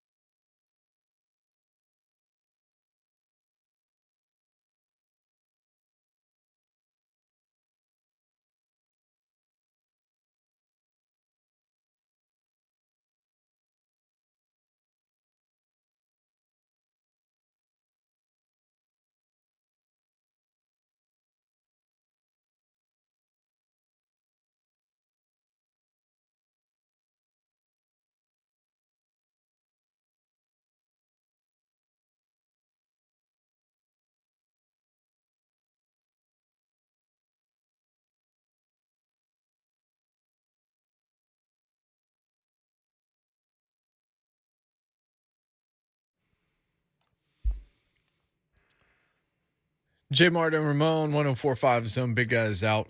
Rhett Bryan, Titans Radio is in with me. Jonathan Schaefer's also here, of course. Turned, 31 yesterday, Schaefer? Yeah, that would have been nice. Would it, though? Do you really want to go back to 31? 31, sure. I'd go back. What were you to doing 31. at 31? Not much different than what I'm doing right now. Okay.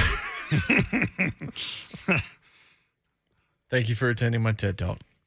To the Marksman Real Estate Hotline, Josh Ward of Josh and Swain of 99.1 The Sports Animal in Knoxville is with us. Josh, good morning. How are you? I'm doing well. Good morning. So I don't think we've talked to you since the end of the college baseball season. What was the reaction from the audience? Like, how many days did you guys discuss that after the fact before it turned to football pretty quickly? So they lost on a Sunday afternoon against Notre Dame. The next day was kind of the day of mourning, the grieving period, and then by Tuesday we had kept it moving. It was on to football, and we did a lot of football the Tuesday after. So I think it was really tough for Tennessee fans to even talk about the season, like even the highs. That Monday, though, I will say for fans, we took calls and wanted to hear what Tennessee fans had to say. I was expecting a little more anger, a little more of, well, we got what we deserved. And a lot of it was, you know what, I appreciate what these guys did. I appreciate this season. I won't be watching the World Series. That was pretty much that was thrown in by every fan. And, you know, when Swain and I were talking about it on the show, Swain said, I'm not watching either. I think I caught him watching a little bit of the College World Series. So the baseball interest, that backed up that it grew a little bit. But I think fans wanted to quickly get out of it. But I will say Friday I went to an event that a local store had where they had some of Tennessee's baseball players out, and we had Will Mabry on the show to kind of promote that he was going to be out there. And the store was packed out the door, huge line with fans wanting to come out. So 2 weeks removed from the season, with the College World Series having already started up, and at that point we were on to the finals, fans were still excited to have a chance to go see the players. So I do think that shows what kind of connection was made from Tennessee baseball all the way back to the beginning of the season until it came to the disappointing end against Notre Dame. Yeah, well, that's fair. I mean, that's about what we had. We had one day where we talked about it for a few hours, and then probably the next day we were back where the bread is buttered back in football. To that side, how much have you been able to speak about Arch over the last handful of days? Obviously, Texas is not in the SEC yet, but you would anticipate maybe will be their inaugural quarterback. If not, it'll probably be their second year that they're in the conference. What did you make of his decision? Yeah, that was a massive story, not just because we're in SEC country and college football country where it becomes a big deal, but we would look up at the TV, and on ESPN every time we looked up, it seemed they were talking about Arch Manning, where he was going to college. And I can't remember too many stories where a recruit announcing a commitment takes over national headlines like that. And it is during a slower time, but the way we looked at it was, okay, Texas will be coming to the SEC in a few years, which likely means they'll be bringing a young starting quarterback coming in and Arch Manning to the league. And you, of course, have the Peyton connection. You just have the SEC connections with the Manning family. And now Arch will be bringing in a school that, how many times have we talked about, is Texas back? Yeah.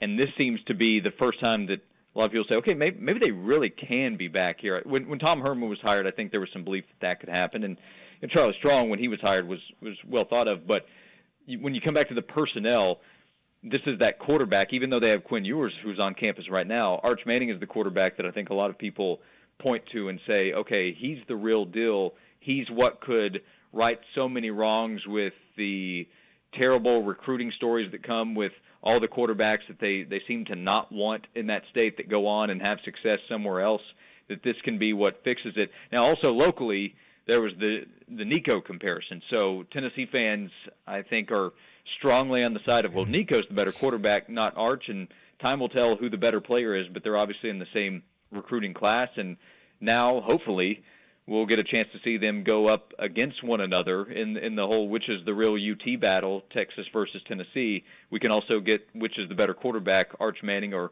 Nico Iamaleava. Yeah, so, I mean, that's interesting. It's kind of a silly argument to have either way, whether you're talking about Arch or Nico, because we don't know what either one of them are going to do on the college landscape. What's the last recruit that you can think of that was spoken about anywhere close or talked about or hyped as much as what we have seen with Arch? I mean, just on the football side, I know we could move to LeBron James or something of that nature, but on the football side, who would it be? So my initial thought there, trying to think back, because I did the same exercise, would be to think quarterback first, right? Because that position matters so much. And, Trevor Lawrence was a big deal. I don't recall this level of excitement around him picking Clemson over the schools that he considered. Georgia, was in there. And also, we should point out, this is Texas. Texas is still a big deal, whether the program is where it needs to be or they're having the on-field success. Him choosing Texas is a big deal. But, if Arch had chosen Alabama or Georgia, I still think it's leading the headline. So Trevor, Jadeveon Clowney was a guy that was just talked about so much because of his freakish ability, what he could be as a player. But there just aren't many that I think really compare realistically to the way Arch is, and a lot of it's the last name too. Obviously, he's Cooper's son, he's Eli and Peyton's nephew, and Archie. What he's done, they're the first football family. So I don't think we can fairly compare any player as a recruit to this kind of coverage, unless we do bring in somebody like LeBron or Bryce Harper in baseball. It's that kind of attention that he's going to receive. But recently in football, Trevor Lawrence coming in had so much hype. There was a lot of analyst talk of wait till you see how this guy throws a football, and as a freshman, he'll go into a program that's expecting to compete and win a national championship, and he'll give them a chance to do that. It's only a matter of time till he takes over, and that is kind of the way that it played out. Freshmen do, I think, come in with more expectations than they used to, just because we know a little bit more about them, and maybe it's easier to get on the field more quickly. But with Arch, I think the expectations will be higher than all these other guys we're talking about. I talked to Brad Powers over the weekend, who does college football betting lines. I had him on Fox, and I asked him about the SEC East, and asked him, obviously, let's take Georgia out of the equation. How do you look at the rest of the conference? He says he loves Tennessee. He's already put money down on Hendon Hooker for Heisman. He's put down money for Tennessee at the value. Not that he necessarily expects Hendon Hooker, but he believes that the value, it makes sense. What's the general feeling right now amongst your audience about where the football situation stands? Because it does feel like it's trending in the right direction. Our audience seems to be very hopeful about it, and there's a lot of question marks around the rest. I don't have nearly as many question marks about year two with Josh Heupel and this Tennessee team as I do what Spencer Rattler is going to give Shane Beamer, for example, or what's going to happen in Billy Napier's first season at Florida. It all seems to be it's more. There's more certainty I have about Tennessee.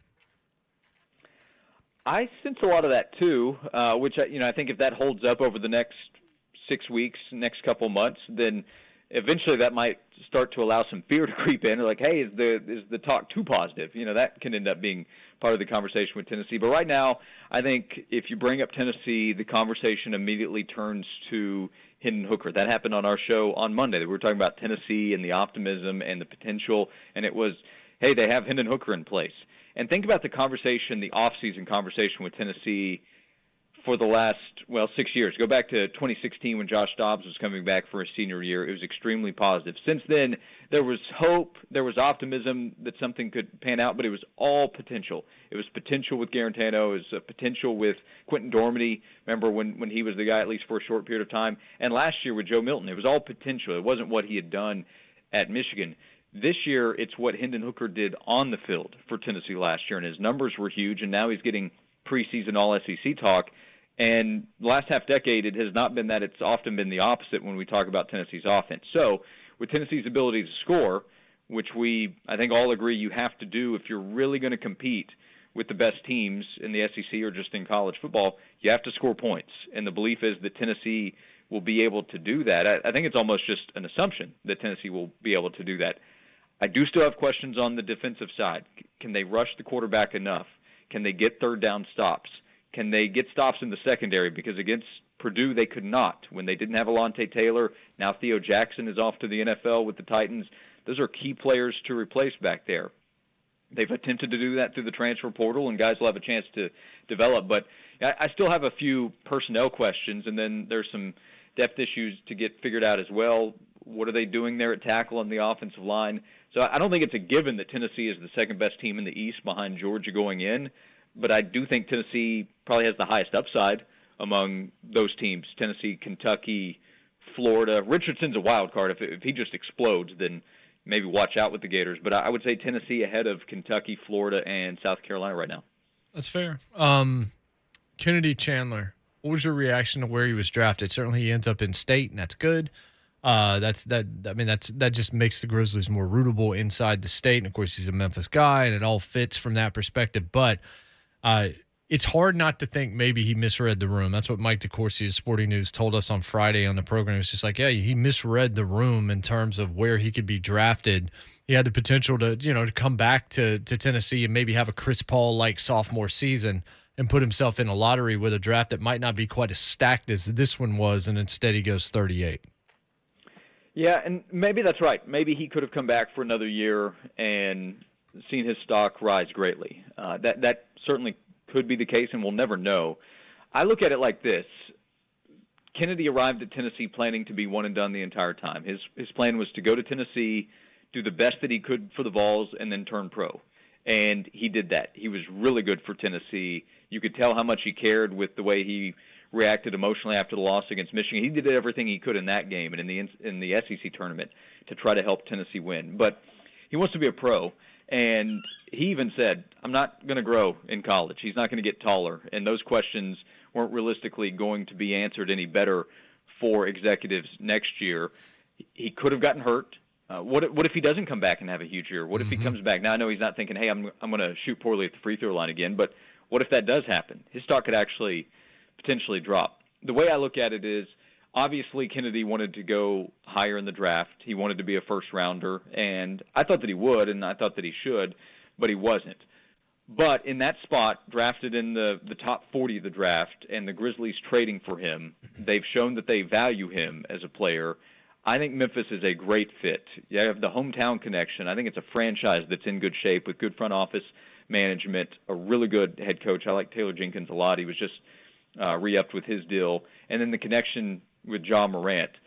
So what it really comes down to is Kennedy going to develop his game. He could have done that in college, but he gets a chance to do that in the pros. He'll likely play some in the G League this upcoming year. He'll have the chance to focus full-time on basketball. He should get a contract still with the Grizzlies, making a little less than he would have if he were drafted 10 to 15 spots higher.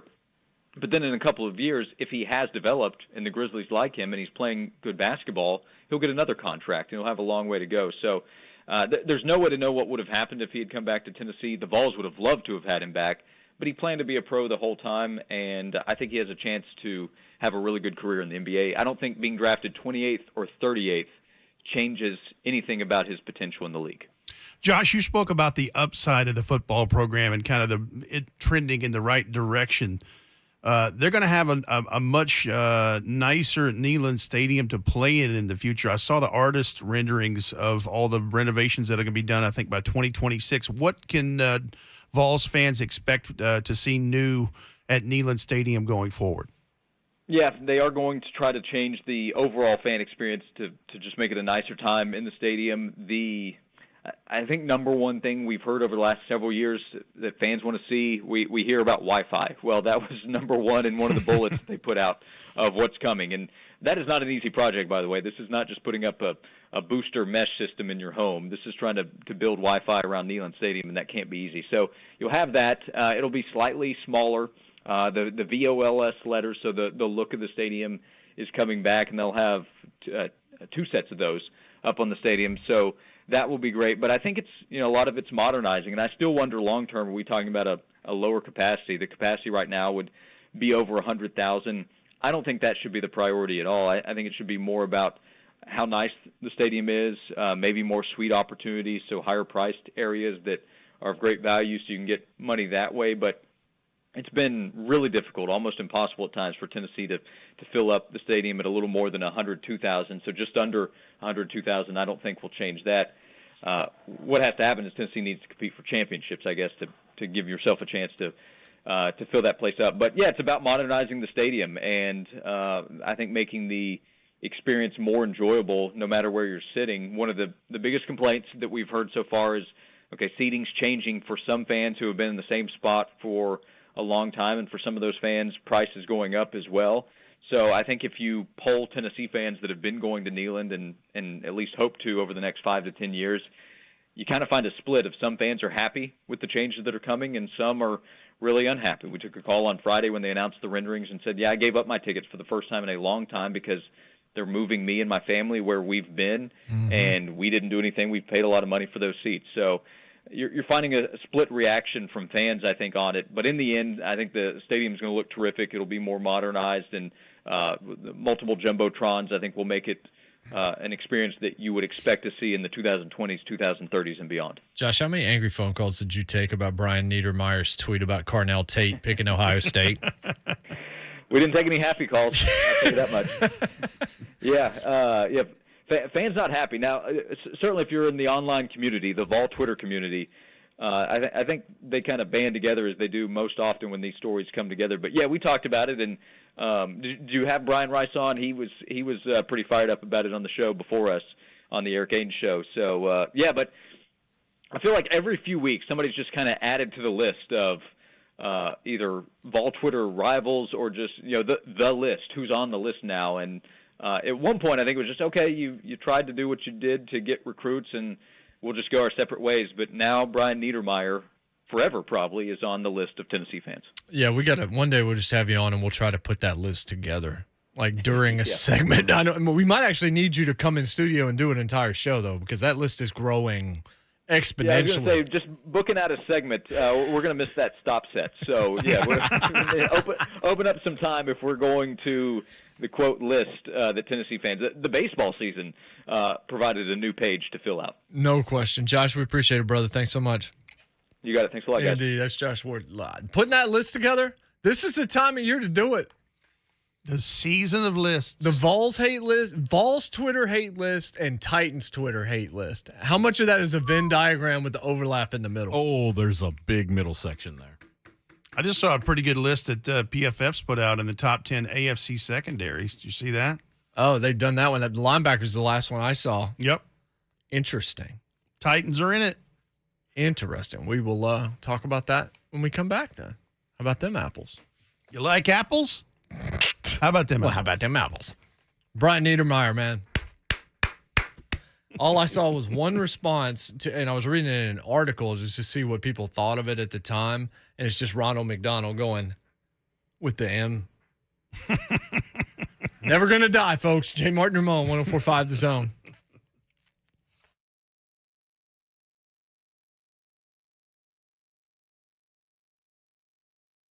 Your AC unit has been in overdrive. I was sitting in my vehicle, the other day, and it was just hot. I'm guaranteeing your house, which is bigger than a car, has to be running your AC unit as much as you possibly need it because it's that hot. I can't stress that enough. So don't let a broken down or older HVAC unit keep you from being comfortable in your own home. It's Ramon Falston. I have the heating and cooling company that can take care of all of your HVAC needs. And you know who they are? Spring Hill Heating and Cooling. They offer free service calls with repair plus low monthly payments on those repairs. Spring Hill Heating and Cooling offers 60 months, no interest financing. Plus, they can provide the financing for qualifying purchases and free estimates on replacement units. They also back their work with 10-year parts and labor warranties. So when the summer at its hottest, they are at their best. Spring Hill Heating and Cooling, available anytime at springhillac.com.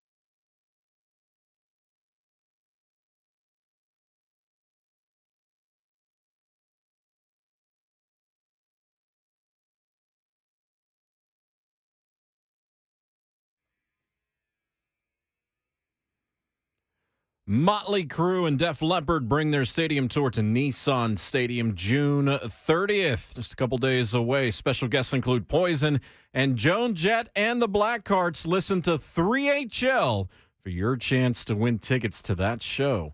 Of course, you can get those right here on 104.5 The Zone. Welcome back. I can smell the hairspray from here. Yeah. J. Martin Ramon, 104.5 The Zone. Aquanet. Yes, cans of it. I bought Aquanet, but I did it for a potato gun. I think that's a better usage. You know what I'm of talking about? Using hairspray and a potato gun? 100%, yes. Did it propel to your liking? Yes, it did. Excellent. Potato guns were fun. Spud gun. That was before paintball. Oh, yeah. Made those things out of, I remember going to Lowe's and buying PVC pipe. Yeah. To Absolutely. make a potato gun and shooting it at a Renaissance festival. So my dad, we're right here at the 4th of July. This dum-dum made a mistake of, I used to have bottle rocket wars and, you'd hold fireworks and you'd throw them up and, about the time the fuse. I had a Roman candle that was defective that blew up in my left hand. Oh, maybe right. Yeah, it was my left hand. And, just burned the crap out of me. Thank goodness, didn't lose any digits. So he had woodworking materials, and he made what looked like a rifle, a router and all this stuff, and he bored down the end of it. He put a small PVC pipe in there, and so you could just shoot fireworks out of the end of the faux gun, the wooden gun, and had a lot of fun with that, too. I won't lie. I mean, I Claire Grace is 14 and a half months, and I'm wondering, what's she going to do when she's 13, 14, 15? That we did. Because I remember me in high school and how we turned vandalism into an art form. Bless your heart. In terms of rolling houses. Oh, yeah. I mean, we did it every single weekend. We did it to friends. We did it to enemies. We had it done back to us. No one was safe. No, not at all. Eggs were involved. Oh, no. I've told the story before of being in a super Kmart. Wow. That was a thing. Kmart. That was a thing. A super Kmart at 2 a.m, buying like 5 dozen eggs, and a police officer gets behind us in line. He's like, "What are you going to do with those eggs?" And my friend, without a blink, without a second, just like, "Have a hankering for an omelet, sir." And the police officer just died laughing and didn't even do anything because I think the answer just impressed him so much. He was like, "Yeah, you guys enjoy your egging." He pivoted very quickly. Kind of a hankering. I will say this, though. Egging, cleaning egg off a door sucks. Oh, listen, that I never got into that very much. We didn't do that as much because that's mean. I'm talking about any of it. Rolling houses. I didn't want it done to my parents' house. I was very careful. I was like, I was mischievous, but I never got into that. I remember flat Jolly Rancher sticks. I've told this before too. The old Jolly Rancher, like the long sticks, licked across, put on somebody's car. Know what happens when you pull a Jolly Rancher off of a car? Probably peels the clear coat off. Paint comes off. Yeah. We never did that. It was done to us. It was never done to me.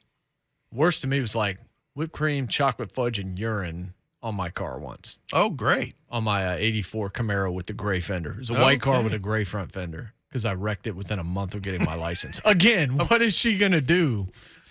Hopefully not drive like Daddy did in the first month. Yeah, hopefully. Literally the day I got my license, I accidentally didn't stop in time and hit my friend's garage. That afternoon, driving the first place I drove, The ink wasn't even dry. It was like 2 miles an hour into the brick. I've been a great driver for a long time, but boy, that first year, that was a touchy subject. I think it's a learning curve for all of us. I remember when I was doing the driver's test and ran off the road on the interstate. Oh. Not the test, but when I was doing the in-car stuff when I was in high school. Yep. The instructor took all of us home, and he tells me I'm the last one. It's nighttime. He's got me in front of the house, and he's like, "I should not pass you. I'm going to anyway." He's like, "But you shouldn't be driving." He told me point blank I was not safe. But go ahead and keep the party we're going. going to nudge it in the right way. So I got mine the day I turned 16 in this. In fact, this highway patrol station doesn't even exist in Murfreesboro anymore, but went and took the written test and then got in the car with the trooper, and we literally drove through one light, maybe two, drove around the block, done. So, yeah, you're good. And I did fine, but it was like there's a build up there, and all of a sudden the guy with the big trooper hat's in your car, and you're like, "Grr." But it went great. And back then we got yeah, that's right. That's exactly right. So that's another topic for a different day. What's the dumbest thing you did as a teenager? And once you become a parent, then you start realizing, man, that stuff comes home to roost. 2-foot mop top's going to start making mistakes at some point also. We'll come back with the fourth hour. Ron Saleo joins us in about 25 minutes. The latest on Deshaun Watson and some more lists because, of course, the top 25 NFL players 25 years old or under from the execs at the 33rd team. We'll run through that. Are there any Titans on that list? It's Jay Martin on 104.5 The Zone.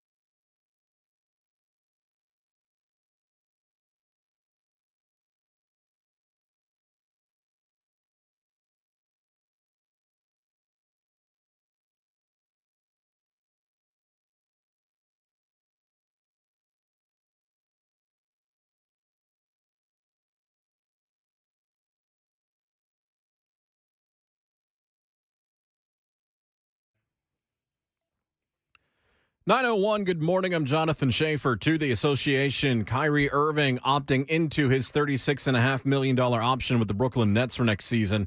He had created a list of teams that he would have liked the Nets to consider working with on a sign-and-trade deal if they couldn't agree to terms for him to stay in Brooklyn. But according to ESPN, the Lakers were seemingly the only team interested. Didn't have any leverage, thus staying in Brooklyn. After agreeing to a buyout with the Houston Rockets, guard John Wall plans to sign a free agent deal with the LA Clippers. Now, Wall, who was due over $47 million from the Rockets after exercising the player option for the final year of his contract, agreed to take $6.5 million less to become a free agent. So he got paid there, and he'll get paid again with the Clippers. Well done, John. Braves at the Phillies, 6:05 will be the first pitch tonight after winning 14 in a row. Atlanta, 5-5 in their last 10. Roaring Foundation repair and waterproofing needs. Visit USSTN.com. Breaking news at once on your home for the Titans and the Vols. This is 104.5, The Zone.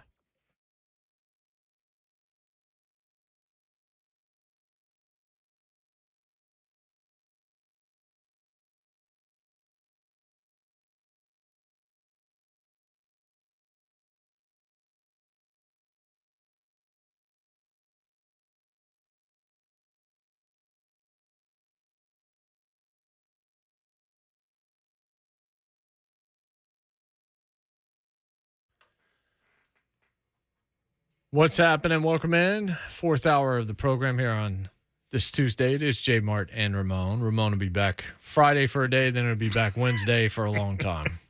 We'll see. We'll see if he's here Friday. I'm not going to take bets on it. I don't have the money to lose.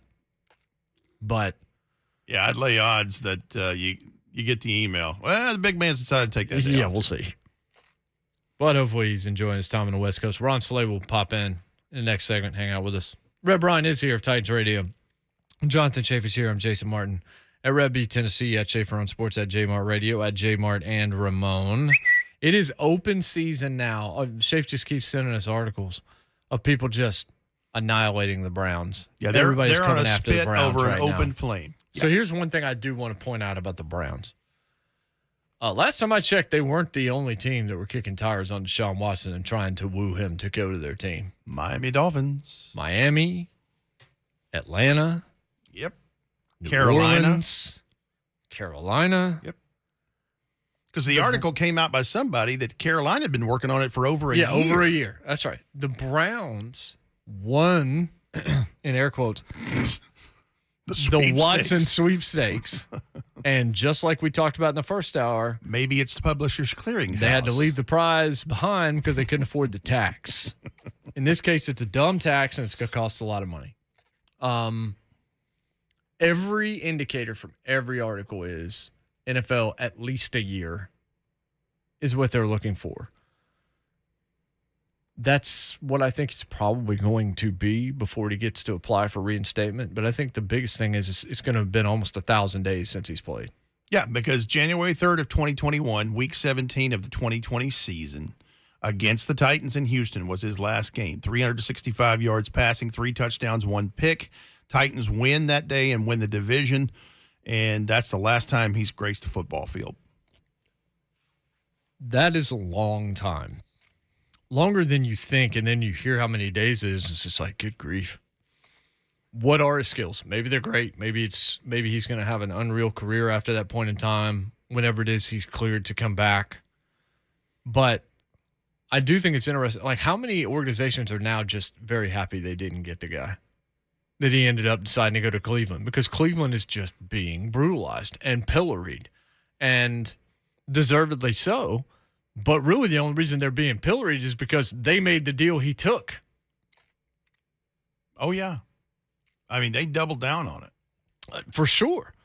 And now, and look, the latest piece that we've seen is Zach Jackson at The Athletic, mistaken a win-at-all-costs league. DeCourcy annihilated him. Like, it's happening consistently today in particular. And I mean, the one sentence, like, it's a long, almost a run-on sentence, but it says, whatever you thought about Barry, meaning Andrew Barry's, roster building and long-term planning up to that point, moving 3 first-round picks and making an all-in commitment to Watson in the form of a fully guaranteed 5-year, $230 million deal as he faced 22 active civil suits accusing him of sexual misconduct was a huge risk. Yes. And the only thing he's really got on his side in terms of the football part of it is the youth. He's 26 years old, but he's already missed a year of football. And he's going to have to miss another one. Yep. At least another one. Yeah.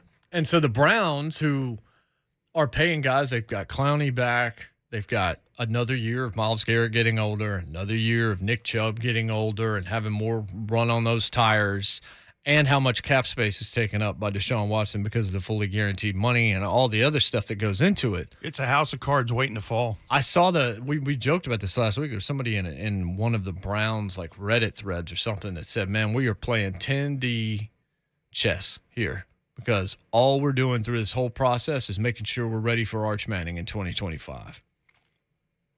So they're joking about they've submarined themselves for 3 years, but they're going to be perfect as the number one pick 3 years from now, and that's when they're going to get their franchise quarterback. Unless Granddaddy Archie gets involved. Yeah, like he did with the Chargers and the Giants. 2004. Yeah. Worked out for both teams hard there. pass. No. Oh, yeah. El Paso for sure. Let's go to DeJesus on line one. What's going on, DeJesus? Hey, what's up, guys? Hey, man. So y'all talking about fireworks and doing dumb stuff as a kid made me think of this story. So M40s were my favorite fireworks when I was a kid. We used to throw them in the pool, and I don't know if they're still the case because I haven't messed with them in a while, but they were waterproof. So they literally, you could light them, throw them in the water, and then they explode in the water. So me and my friends decided one day we're going to try to flush one down the toilet. Well, let's just say that thing, we flushed it, and it exploded from the bottom up, and water went everywhere, so we just took off running. But, man, that was a fun day. It just made me think about that. Yeah, there are memories like that you're just not going to forget, man. Knew the minute he said we flushed it, I'm like, that toilet is done. Yeah, finished. Finito. When you mentioned Roman candle, I remember when somebody shot one at me when I was a kid. No, when I was a kid, it definitely wasn't. Yeah. I was like, what are you trying to do here, pal? I can understand why those things got outlawed, at least in some states. I think they're back now, aren't they? Yeah. But they were, at least for a time, at least where I lived, you couldn't get them anymore. Yeah, I think that stuff varies area to area, state to state anyway. 33rd Team is Mike Tannenbaum's website. So there's a lot of front office folks and things like that that are associated with them. They put a top 25 NFL players 25 and under list out. And, again, I read the 33rd Team from a different perspective because I just assume a lot of it is being a mouthpiece for current GMs because he's so plugged into that universe. He knows all these people. A lot of them are former execs, including him. I just feel like sometimes they put information out there that benefits front offices across the league. That doesn't mean that this list necessarily encapsulates that. Top 25 NFL players 25 and under. Of, like, looking at it from that age perspective, what Titans could you see on that list? The one that comes to mind immediately is Jeffrey Simmons. Right.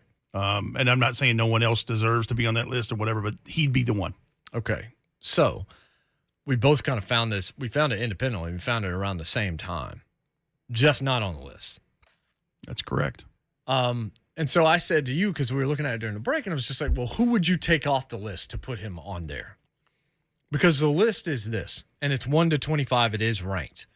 Justin Herbert, Joe Burrow, Lamar Jackson, Justin Jefferson, Nick Bosa are your top 5. And I appreciate Justin Jefferson being number 4 because you've heard me say on this program over the last month and a half, I believe he's the best receiver in football right now.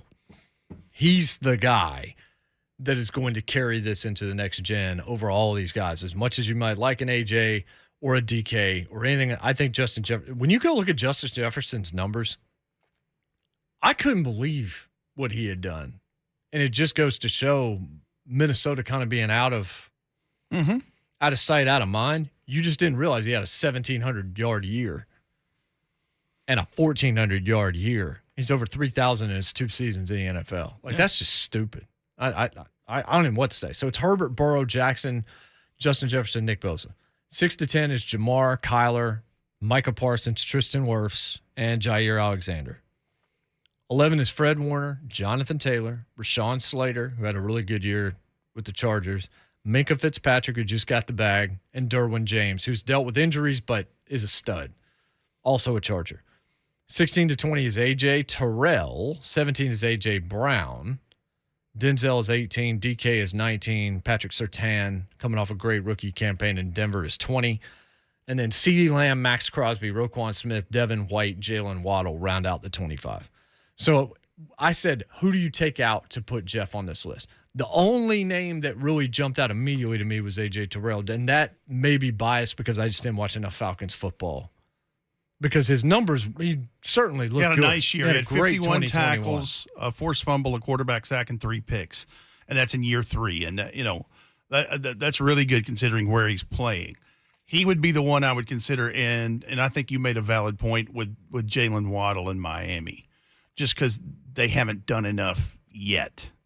But, yeah, those would be 1 and 2 that would be a consideration. And I mentioned Denzel Ward also to you and just said I could make an argument for Jeff there. Like, if you look at this, it shows the minimum, like the highest ranking and the lowest ranking that they received, and then the median level where they got ranked. Mm-hmm. Jalen Waddle's low was 34. Mm-hmm. So there was at least somebody there that needs to see more before you put him in this particular list. And DK was 26. Denzel was 27, so he was second lowest. And then A.J. Terrell and Derwin James were both 23s. Max Crosby was 25. It seems like he's earned a little bit more than that at this point in time. But I would say you could get him on the list, but it's a pretty good list. It is. No, I don't have many disagreements with the list. And it would be littered with skill position players. Mm-hmm. But the defensive players in there, and that's the thing. If Aaron Donald was under 25, he'd be on this list.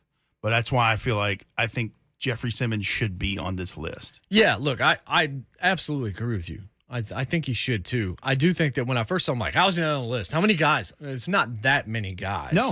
That you would knock off to get him there. And that's no disrespect to him. It's just a respect to the quality of young athlete that's playing in the National Football League right now. Josh is in Nashville. Josh, what's going on? Guys, good morning. Morning. So I got a fireworks story. Oh, yeah. It's not very long, but I've heard some bottle rocket war stories. But when my brother and I were younger, probably 10, 11, 12, we would train for the Olympics, in track and field. So we'd lay bottle rockets on the road, light it, take off running, and so that you'd have the bottle rocket chasing you, and it kind of increased your speed a little bit. So anyway, that's kind of my story, guys. And just remember, God is in charge. Thank you. The incentivized running by a lit firework chasing you. That'll do it. I'd have done a lot better at a field day if they'd been chasing me with fireworks. So, hey, how about this? And I know everybody did this, but when you could try to twist together as many fuses of, you try to light a whole 12-pack of bottle rockets at one time. And sometimes you'd be successful. Now, those stupid punks that they would give you, I'd much prefer a lighter. It's a punk is just a incense with no scent in it, basically, and they're just garbage. They are garbage. Half the time they didn't work. Half the time, by the time you got it to the bottle rocket, nothing was left. Yeah. It was just a waste of your time. And then if you're mix like, in a Zippo, guys. You're just anxiously waiting for that first spark, and then you're running away. I'd rather just know what I'm doing there. Yeah, it's like, can I just see the flame? Yeah. Like, I know what we're doing. Like, I understand it's not safe. Here goes. It's like, that'll be so-and-so. That's how much. Here's your punks. No, keep them. I don't want to eat punks. No punks from 3 to 6 p.m., including Ron Slay, who'll join us on the other side. Yes. We'll talk to him about Kennedy Chandler, about all the other things. I bet he's got fireworks stories, too. Who in the world even knows? Ron Slay? Sure he does. He's probably got fireworks bringing them into the studio lit. It's J. Martin Redmone here on 104.5 The Zone.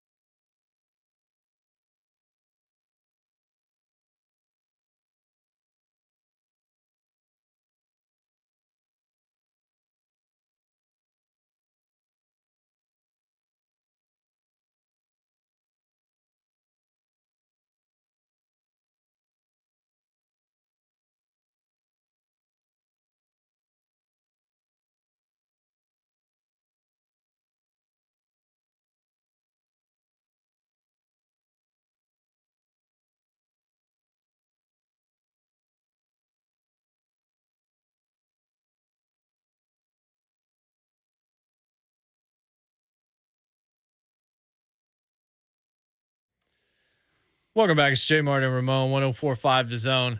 You know, it doesn't surprise me at all that on a day where tacos aren't in the studio, Ron's out here. We do welcome in our brother Ron Slay. Ron, I know it's a challenging week for you. We appreciate you coming on for a couple of minutes, brother. Just before we even get into stuff that's a lot more fun to talk about, just our thoughts and prayers are with your family, brother, and we mean that from the bottom of our heart. Man, no doubt, man. I appreciate it, man. I feel all the love, man. But if it was real love, y'all would have had the tacos waiting on me. Yeah, I wanted to tell you in person, but when Shafe said you were going to be on the phone, we certainly understand why. But been thinking a lot about you and your family, man. Man, no doubt, man. No doubt, man. It was a wild turn of events over the weekend, man. But it is what it is. We pushed through, baby. Yeah. So we'll get you talking about something a little bit more fun, I guess. What did you think of the NBA draft in terms of, we can talk about Kennedy Chandler first, but then we can talk about just how it played out. But what did you think about Chandler? I mean, I get that he's probably not going to get taller, but were you surprised where he went, and do you think he was surprised at where he went? Yeah, man, I was surprised where he went, man. I think he was too. I was texting with his dad the day before, and everybody was in good spirits and everything. Even after the draft, texting with him. But it was the thought of, like, what do? You go show good at Chicago at the pre-draft combine, and you test great. You go through the process of playing great, and then you look at the resume, which I think is where the gray area comes in, and the misunderstanding of it. Like, you have a guy that was Mr. Basketball. He won the state championship, went to another state championship, ended up losing because of an injury, then went on and played in what is known right now as one of the biggest showcases of basketball in the Peach Jam in AAU during the summer, and his team won it. Playing along the side of Paolo Banchero, who was taken earlier, but the best player in that championship game was hands down, no question, Kennedy Chandler. He got the MVP of it. Then you go on and you play in the under 19 USA team, and you start at the point guard spot. You win gold. You go on and play at Tennessee, and the resume continues to build. Man, you make the all freshman team. You lead this team to NCAA tournament berth, the SEC tournament championship, in the run for SEC championship if Auburn didn't, a regular season championship if Auburn didn't go off the way they did with the number 3 pick, who could have been number 1, but that's another story. So you look at the resume, you think of, man, let me just check the boxes, do everything I possibly can, and he did that. It falls in somebody else's hands, so it gets a little weird at times, man. So I think he was probably, a little misunderstood. I had a misunderstanding about the draft, I guess you just fuel. You use it as fuel, though, a chip on the shoulder. So we had heard before the draft, I mean, I think it was Mike DeCourcy said this, but I'd heard it in a couple of other spots and read it in a few spots that his situation since the end of the season, the pre-draft process didn't go well for him. I had thought it was the opposite from things maybe even you had said a couple months ago, but all of a sudden now you're seeing articles saying that it didn't go very well. What's true there? Right. So that's what you don't know. Sometimes you do it as, this information comes out and you use it as ways to justify the pick, to make sure you as the scouts and the people that are reporting on it kind of have a leg to stand on, a lot of times. So because it's really just water under the bridge. All this is just stuff that we can latch on to and talk about and things of that nature. But, I mean, the teams know what really went on, so I'm team representatives talking about it, I just can't latch onto it, man, because talking to the young man, with talking to his father, knowing how the process is going, I'm going to hold on to that a little bit more, because he's always been a realist about, how he has, ever since I've known him since his freshman year of high school. His dad hasn't, sugarcoated anything, and one of his hardest critics. So I'm going to take that before I do take that from other guys saying it. And then, looking at it in the past, also, Keon Johnson was a guy who slipped the test off the charts at Chicago. So, I mean, what is it with Keon? You know what I'm saying? So, I mean, it is what it is, man. And, everybody got to have a story. So, I mean, now he has one to fuel him. Ron, he's now a Memphis Grizzly. he's playing or going to be playing with his mentor in John Morant. Just looking at their team, which is solid, by the way, is there a chance that if he does well early on that they could move Ja to the number 2 guard spot? Yeah, I think so. When you got to look at a guy like Tyus Jones, who we expect to go and get, like we all like to say now, to go get the bag. You know what I'm saying? Like he did enough, you know, and he's a veteran, and it's time for him to go get paid. And he's built his resume up and worked his way up into this year's free agency where he can go do that. So what do? You sub a guy in like Kennedy Chandler, who you don't get nurtured by Ja in the sense as his mentor, his guy looking out for him, and that never hurts. You know, when you got the franchise guy that's calling you little bro and things of that nature. I mean, we look at what it did for Giannis, and he got big bro on the bench. So I mean, if you're the franchise guy and you got him under your wing, I think it works perfectly for him. So as far as his game goes, I think it fits in well with Memphis, that running style, you know, and being able to have guys out there, marksmen, that when you break a guy down, you can pitch it to them, they can shoot right off the dribble, you can create for them, and then also create for yourself in transition. It's a perfect game for him. And then I wouldn't be surprised to see him and Ja playing some together, you know, with Ja off the ball a little bit more. When you talk about not being pressured 94 feet, and he got to depend on coming up the court with the ball and having guys try to, you know, stir him up and beat him up and all of this. He can just run on down court, let Kennedy handle that responsibility, and you know it'd be a different ball game for him when the fourth quarter arrives.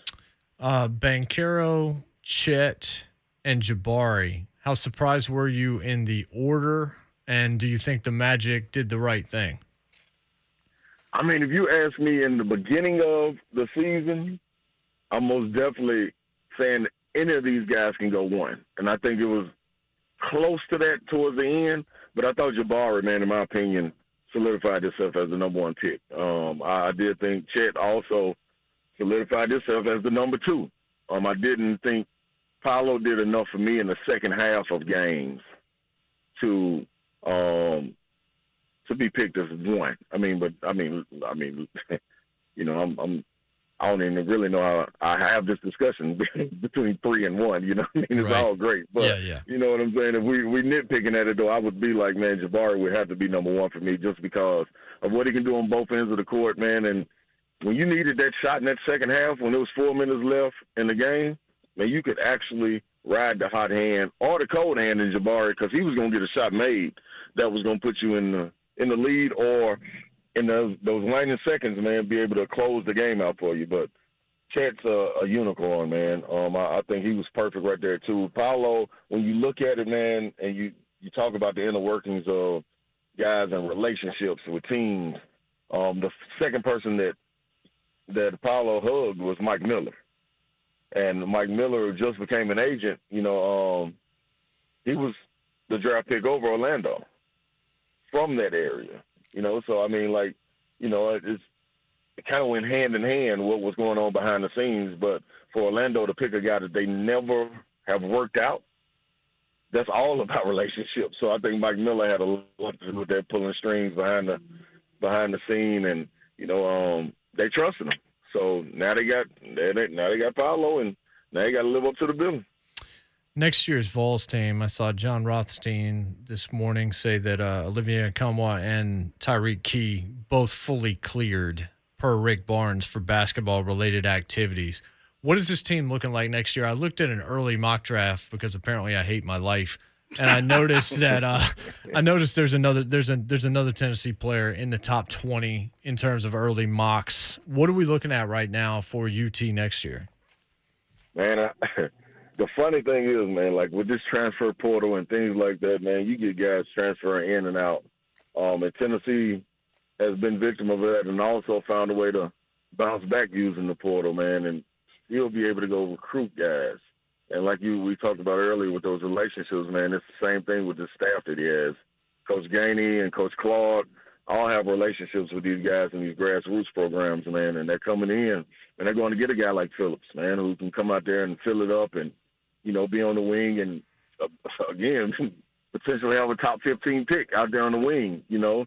Then you got guys like Key coming in and guys transferring in that you're snatching out of the portal. That can all help. So I don't.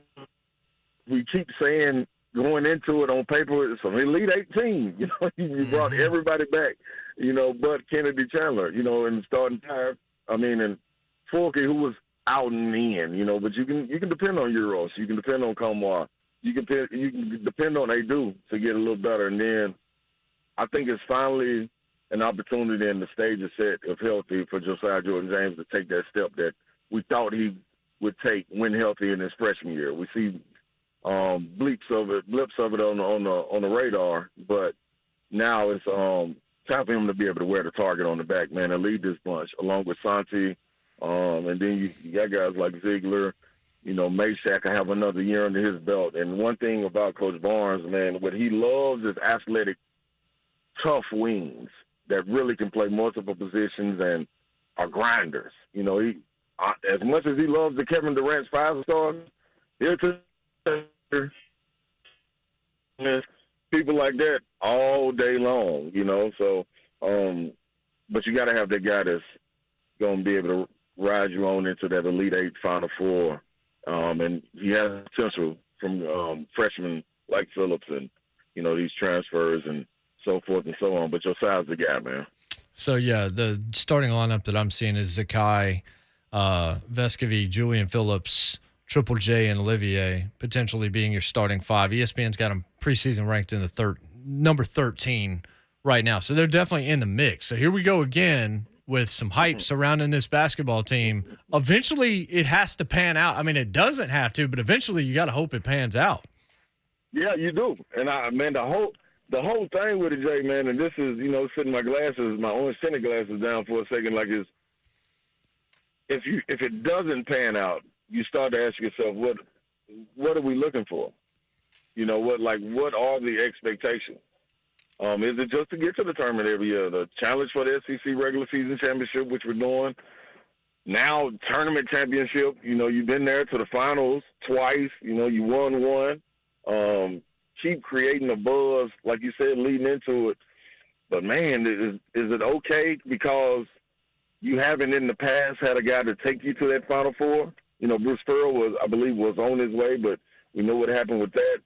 So you got to got Coach Barnes that you got to be careful, man. If you get impatient with it and you say, all right, that's enough. We're done with it.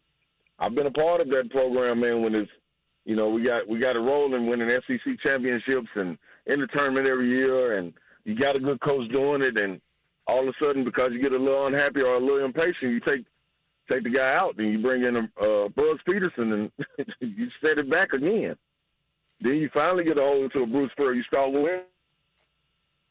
Then you go through it again with Donnie Tyndall. You know, Conzo had a nice run, but, man, you got to get somebody as a mainstay. But like you said, you got to be able to produce and get over that hump, man. And if you can't, at some point, the writing is on the wall. Just the question is, who's the one that's going to put that pen in the paper and execute that you got to go?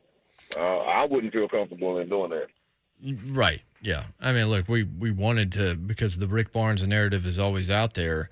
Right. We couldn't really hit him on that.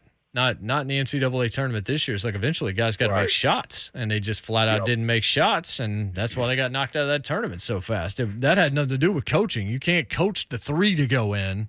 If they're shooting 2 of 18, they're probably going home. Right. You're right. And I think that's what he would love, and I think the players would always love for that to be the narrative. Like, we lost the game. I think the fans are okay to deal with that. Like, we lost, the players lost the game. It was in their hands. The game plan was fine. You just missed shots. And it, as difficult as the game seems, you know, strategizing, man, boxing out, being physical, you know, getting the ball out this guy's hands. At some point it comes down to, man, that ball not going in or the ball going in. And that's what happened in that Michigan game, and that's why they were able to advance. And, you know, we tried to give a little heat to Coach Barnes early on, but, you know, after we sat back and looked at it, it was like, man, the shots were there. Like, everybody made the right plays, just missed them. So I take that all day long, man. If that's the narrative, I take that all day long. And, you know, I want it on the players because the players decide games. Slay, what was the dumbest thing you did as a teenager that you can talk about on the radio? Man, I was listening to y'all talking about. I was listening to y'all talking about what CG would do. Hey, man, listen. Woo! The dumbest thing. See, one thing I didn't do, man. I didn't mess with.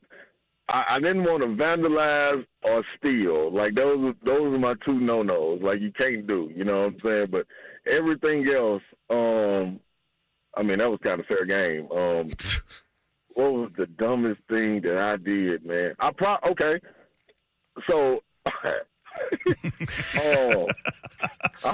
Here we go. I was in yeah. Buckle up, baby, let's do it. I was in the 8th grade, man. We were coming back from a road game. And I know his son is probably listening. Coach Heidebright at West End Middle School. It was me and 3 other my teammates. I'll leave their names out. You know what I mean? He was taking us home. So he stopped by the school to get some. Ran in the building.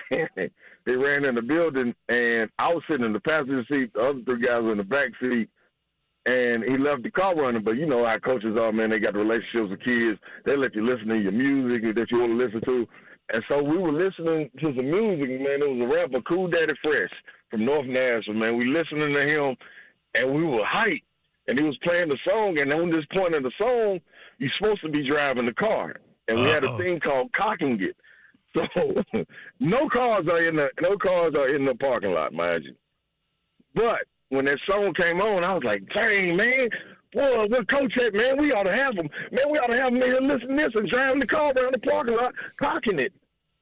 And they said, shoot, you jump in there. And that's all it took.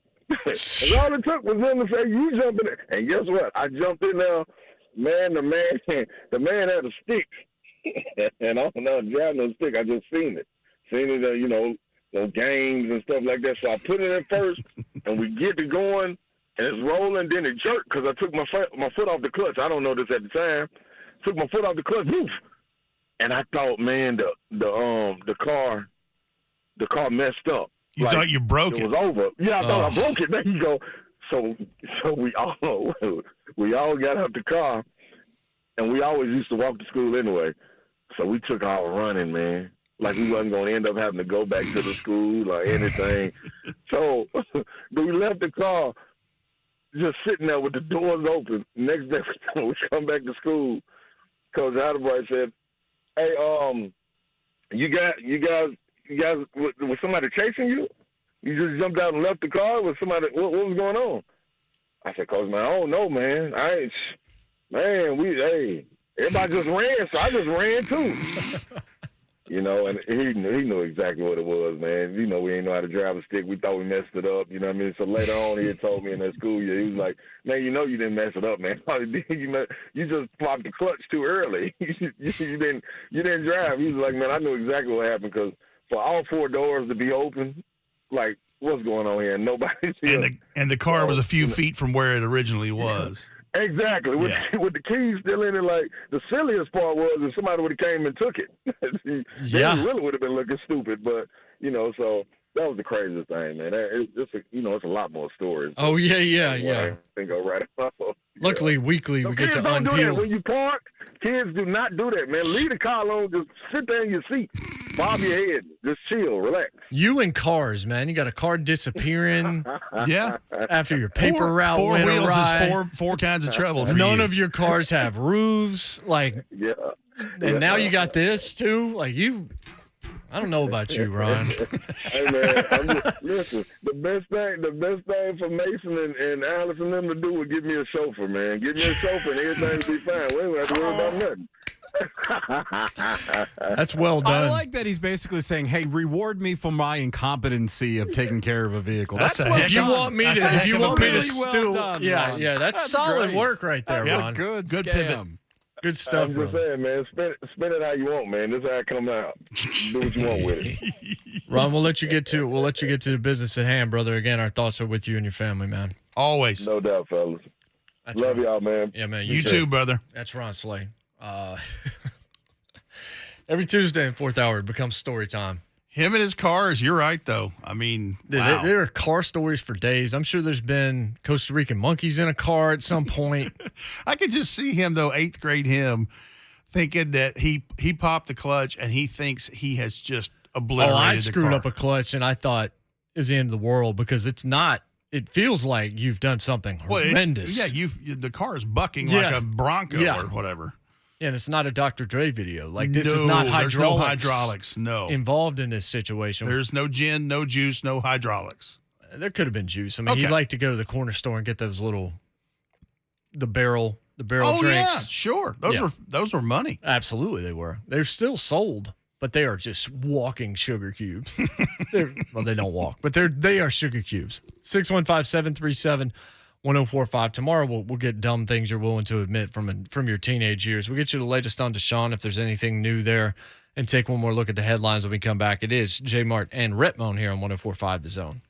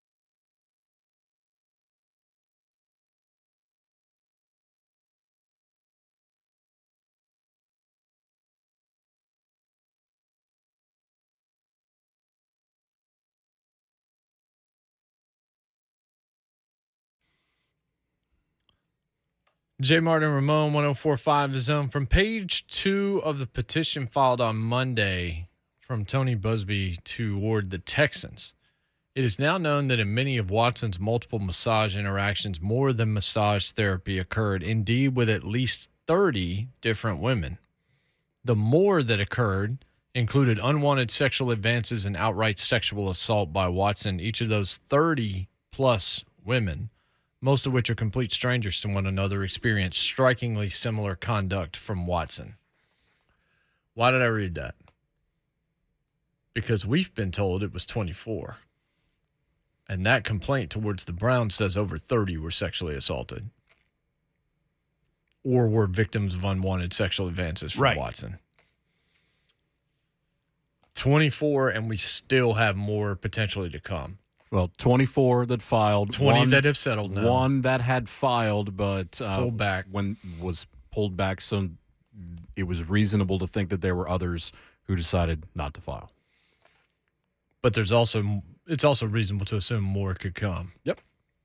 If you have 66, and that's what the Times had, that would still 30 would just be like half of them that at least have said something at some point in time. Yeah, there's clearly a pattern here. If you didn't see, it's out there everywhere. Mary Kay Cabot and others saying that the NFL is pushing for indefinite suspension of at least a year. Some legal experts saying indefinite suspensions aren't things that usually are able to hold up. They're not able to pull them off unless Watson and his people would agree to it. But it does not look likely that you have Deshaun Watson this year if you're the Browns. Also still looks like Baker's not going to be there either. One thing that you are starting to see, and I'm starting to see it this morning in some just various articles, and it's just tidbits being dropped out there of Jimmy Garoppolo and the Browns. The same day that Garoppolo's a soft quarterback, and you're seeing that coming out from Edelman and backing up Martellus Bennett from what he said back in November of last year on a podcast and all of this stuff. But the Browns need a quarterback. Jacoby Brissett, we know what Jacoby Brissett is. He's serviceable. He's a competent backup quarterback that's better than most backup quarterbacks in the league, but not a starter type guy. You could see Jimmy G land there potentially, but I mean, just think about it. How poorly this has gone. Who knows what's going to be true tomorrow? We'll find out as this continues to roll along. I think Buck is back today. I saw him walking the hallways. I wasn't sure if that meant he was hosting or if he was just stopping through. He will follow us. We'll do this all again from 6 to 10 tomorrow. We'll see what shakes out from this story and all the rest of them. It's not the fun time right now. We didn't get to Kyrie today. We can talk about the fact that his antics made it so only one team in the league wanted him, and it's the most dysfunctional in the entire NBA. So he's staying with the Nets. For Jonathan Schaefer and Rep Ryan, I'm Jason Martin. We'll see you tomorrow. Enjoy Buck's show and the rest of your day.